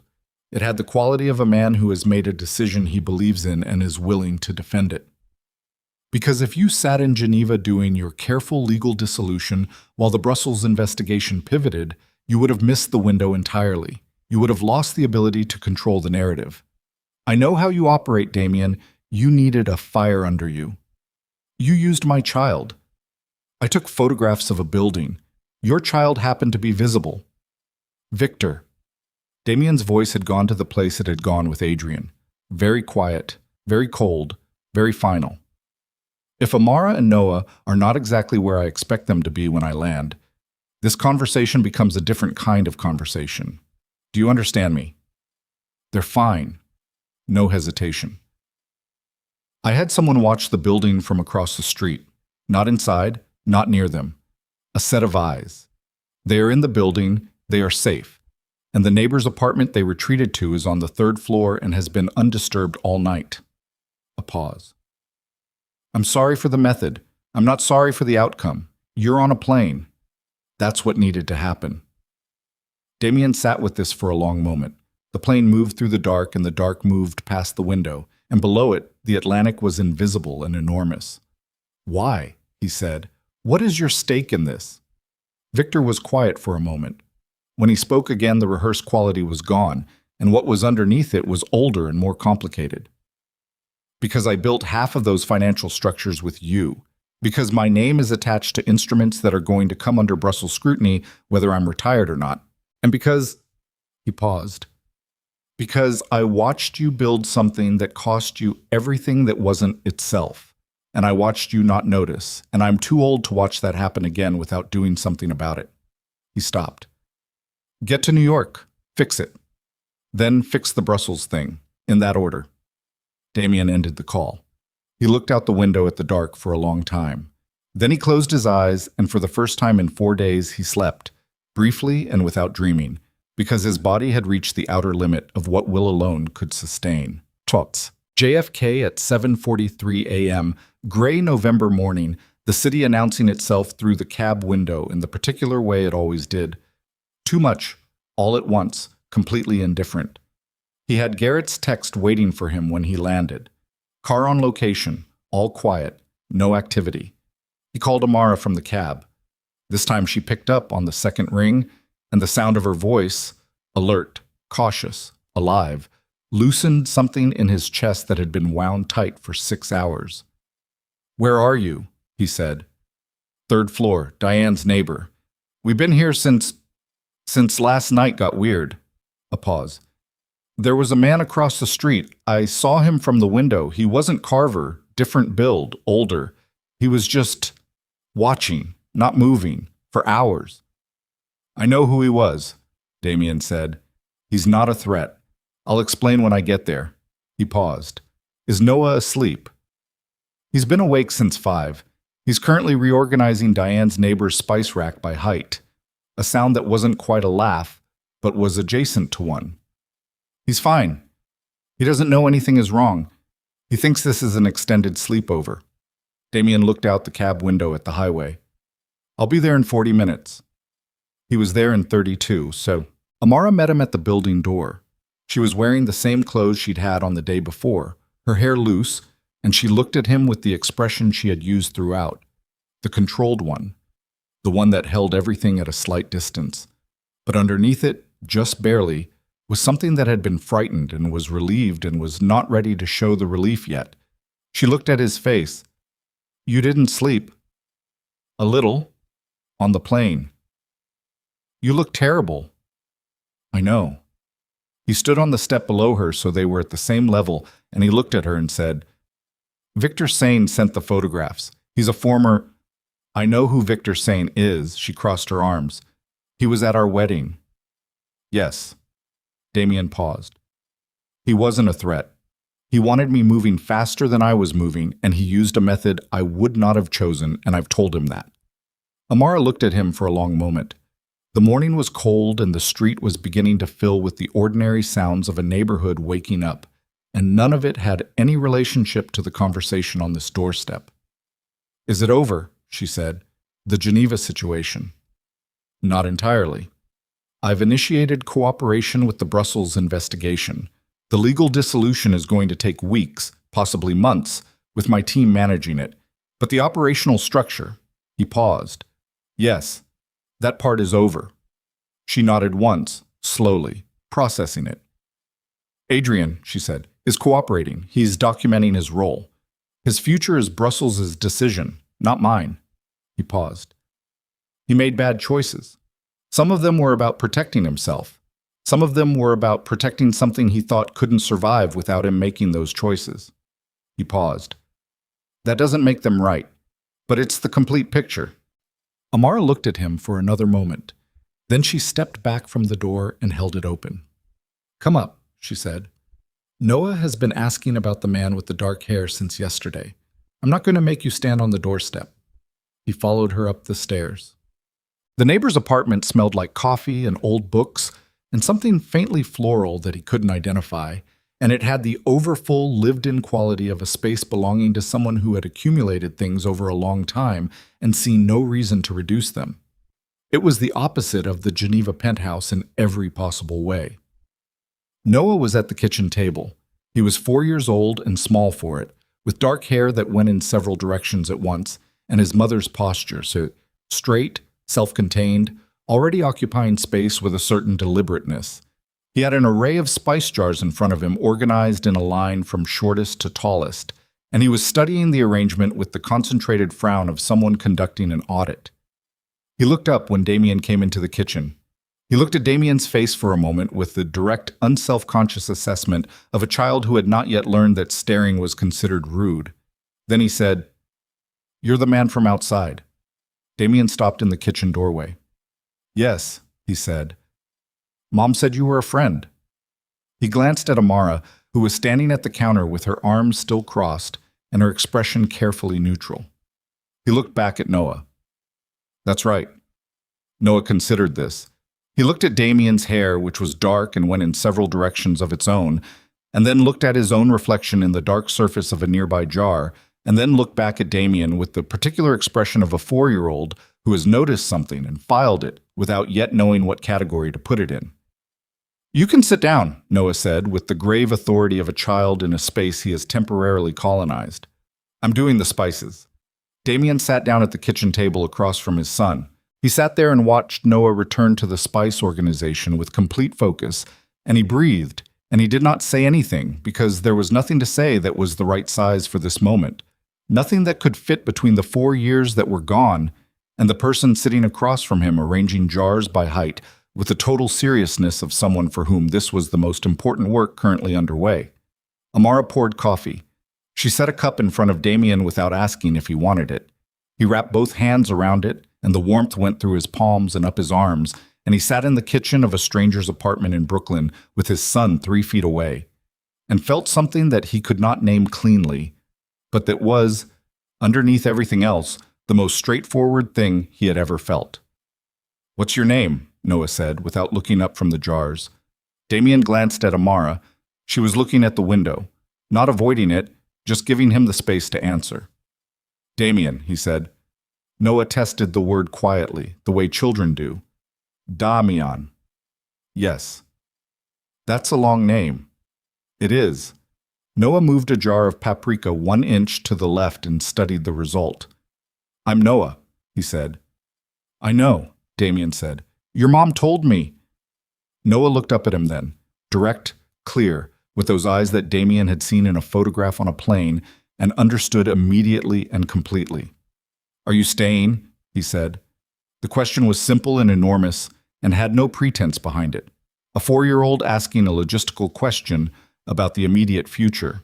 No subtext, no weight, just the honest inquiry of a child trying to understand how the next hour was arranged. Damien looked at Amara. She was looking at him now. Her arms had uncrossed. She was holding her coffee cup with both hands and looking at him with an expression that had finally let some of the careful distance drop.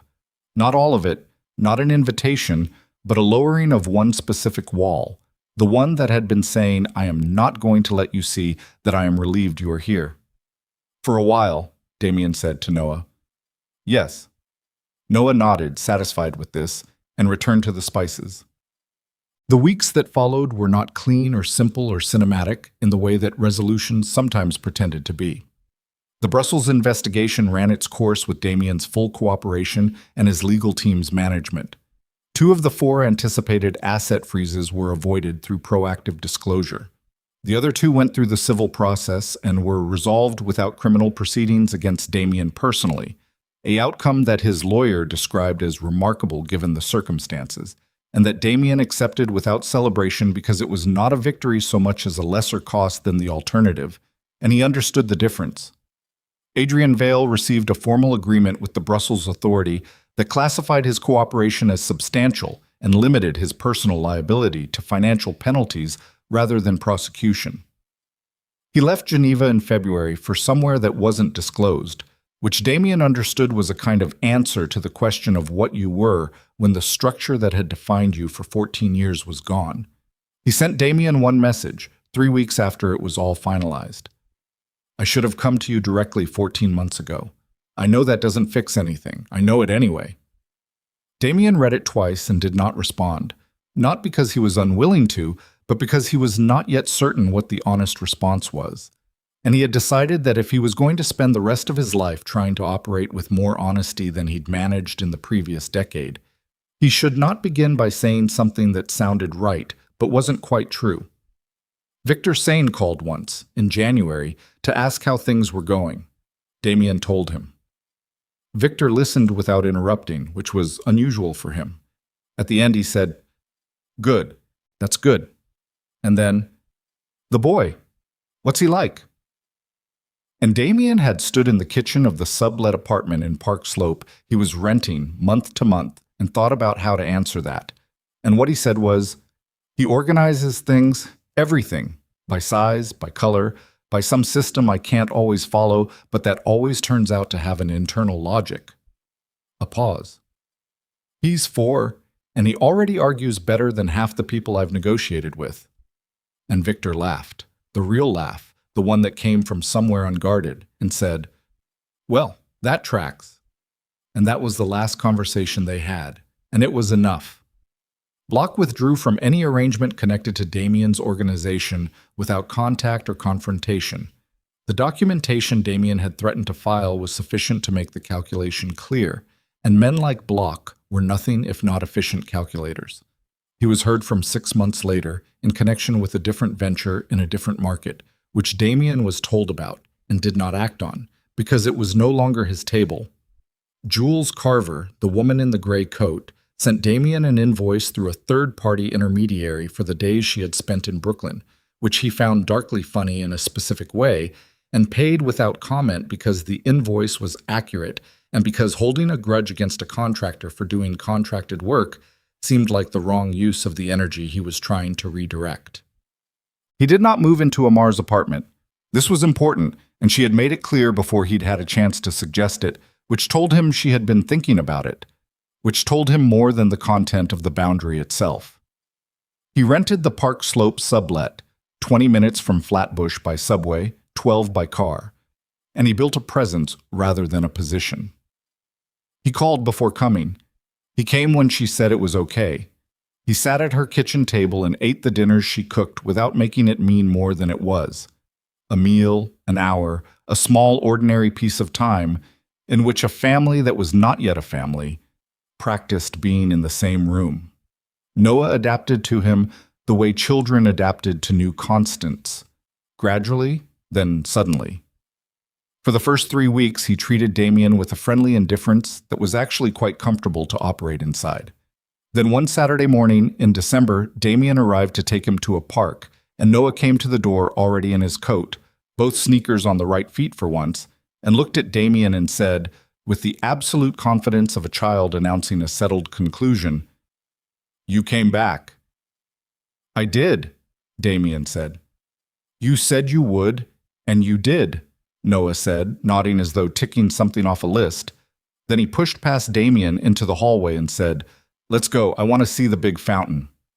Amara appeared in the doorway behind him with a look on her face that she covered quickly, but not before Damien saw it. He looked at her. She looked at him. Neither of them said anything that the moment didn't need. The park was cold and nearly empty. Noah ran ahead on the path toward the fountain with his arms out for balance on a slippery section of pavement, and Damien walked behind him with his hands in his pockets and watched the way a 4-year-old moved through the world, confident about physics and optimistic about friction in ways that experience had not yet corrected. And he thought about the distance between where he had been 3 months ago and where he was now, which was not a large physical distance, but was, by every other measure, almost incomprehensibly large. Amara was beside him, not touching, not close enough to touch, but present in the specific way she had been since he'd come back. Adjacent, watching, making incremental decisions about proximity, the way you approach something hot that you weren't yet sure was safe. "He told his teacher about you," she said. Damien looked at her. What did he say? He said he had a friend named Damien who knew a lot about thinking. She kept her eyes on Noah ahead on the path. The teacher asked what that meant. He said, she paused and her jaw moved slightly. He said it means he thinks about things a long time before he does them. Like me. She stopped. He said, like me, self-referentially, at 4 years old. Damien looked at the back of his son's head, the dark hair, the serious little posture. He's not wrong, he said. I know. Her voice was quiet.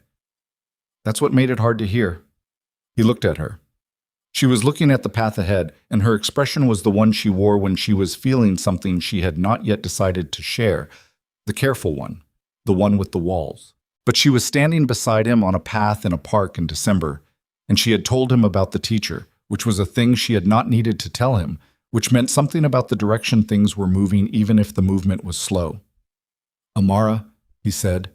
She looked at him. I know this isn't fixed, he said. I know there are things between us that aren't going to resolve because I showed up and cooperated with a federal investigation and signed some legal documents and come to the park on Saturdays. I know that. He held her gaze. I'm not asking you to pretend any of that isn't true. She was quiet for a moment. What are you asking? Nothing right now. He paused. I'm just telling you that I know, so you don't have to hold it by yourself. She looked at him for a long time. The cold moved through the park, and Noah had reached the fountain, shut off for winter, the basin empty and slightly melancholy, and was walking around its circumference with the measuring, focused attention of someone conducting an assessment, talking to himself quietly in the way he did when he was working something out. The other night, Amar said, still looking at Noah, he woke up at 2 a.m., and I went in to sit with him. He does this sometimes. He's not scared. He just wakes up and wants company, wants to know someone's there. She paused. He asked me if you had a mom.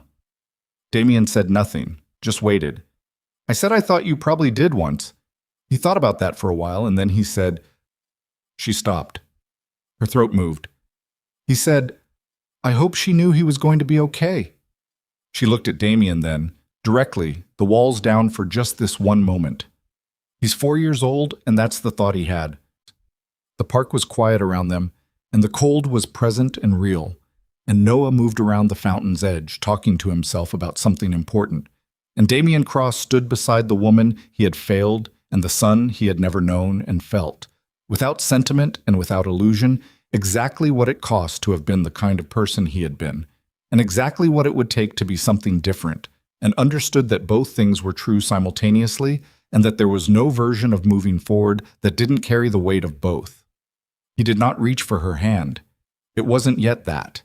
But he stayed beside her. He stayed exactly there, in the cold, present, not moving away. And when Noah looked up from the fountain and found them both on the path, and lifted one hand in a small wave, the uncomplicated wave of a child confirming that the people he expects to be there are there, Damien lifted his hand back. Spring came the way it always came to Brooklyn, gradually and then all at once. One morning, when the light through the window was different and the air through a cracked door smelled like something green and new, Noah turned 5 in late March, and Amara let Damien come to the small birthday gathering. 4 children from Noah's class, 2 parents, Celine visiting from Paris, and Damien standing in the kitchen cutting cake with the careful focus of a man who was acutely aware of being a guest in a life he had not yet earned full residency in. Celine found him there. She stood beside him and looked at the living room through the kitchen doorway where Noah was conducting the brutal, joyful business of 5-year-old birthday politics, and she said quietly, "She hasn't forgiven you." "I know," Damien said, "but she's thinking about it." Celine looked at him sideways.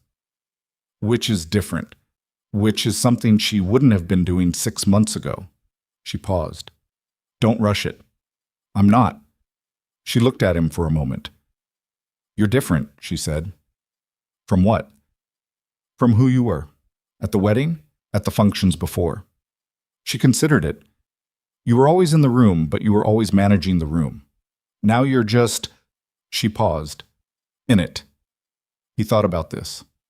"Yes," he said. "It looks better on you," she said, and took a piece of cake and went back to the living room. And that was Celine. Efficient, accurate, done.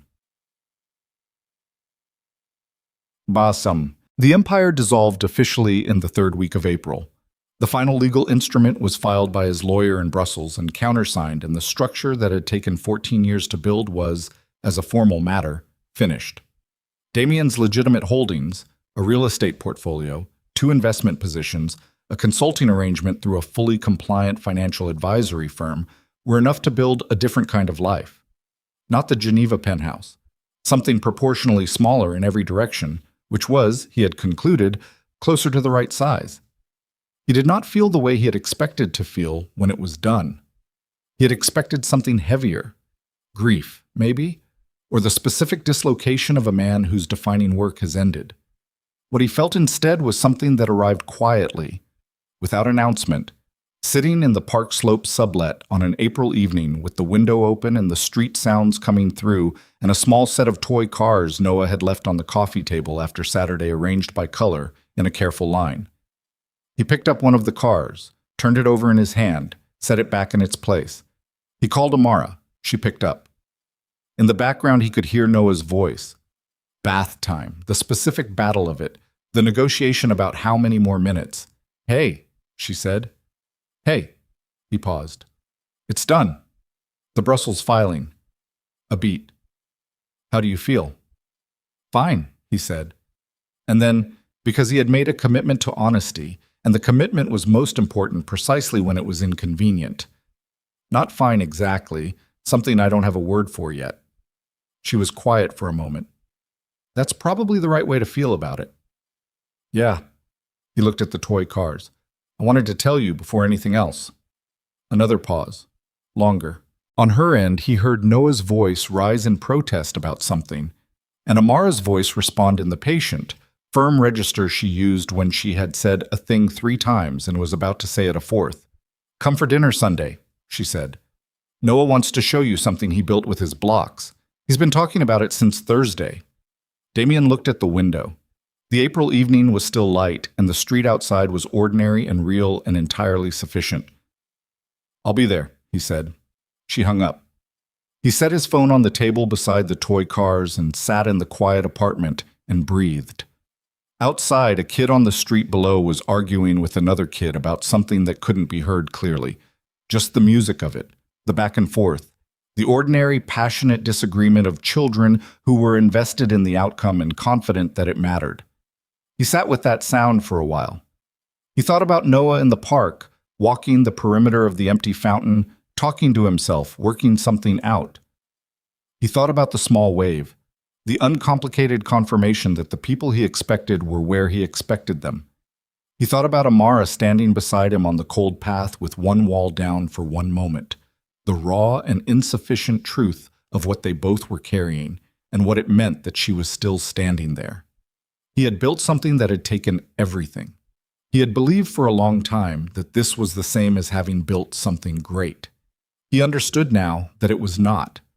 What was great was a 5-year-old who organized spice jars by height and left toy cars in a careful line and woke up at 2 a.m. and thought about whether a stranger knew that things were going to be okay. What was great was a woman who had carried a secret across an ocean and built a life on the other side of it with her own hands, and had let him sit at her kitchen table, and had said, "Come for dinner Sunday," through the sounds of a bath time argument with the same practical, undecorated directness she applied to everything.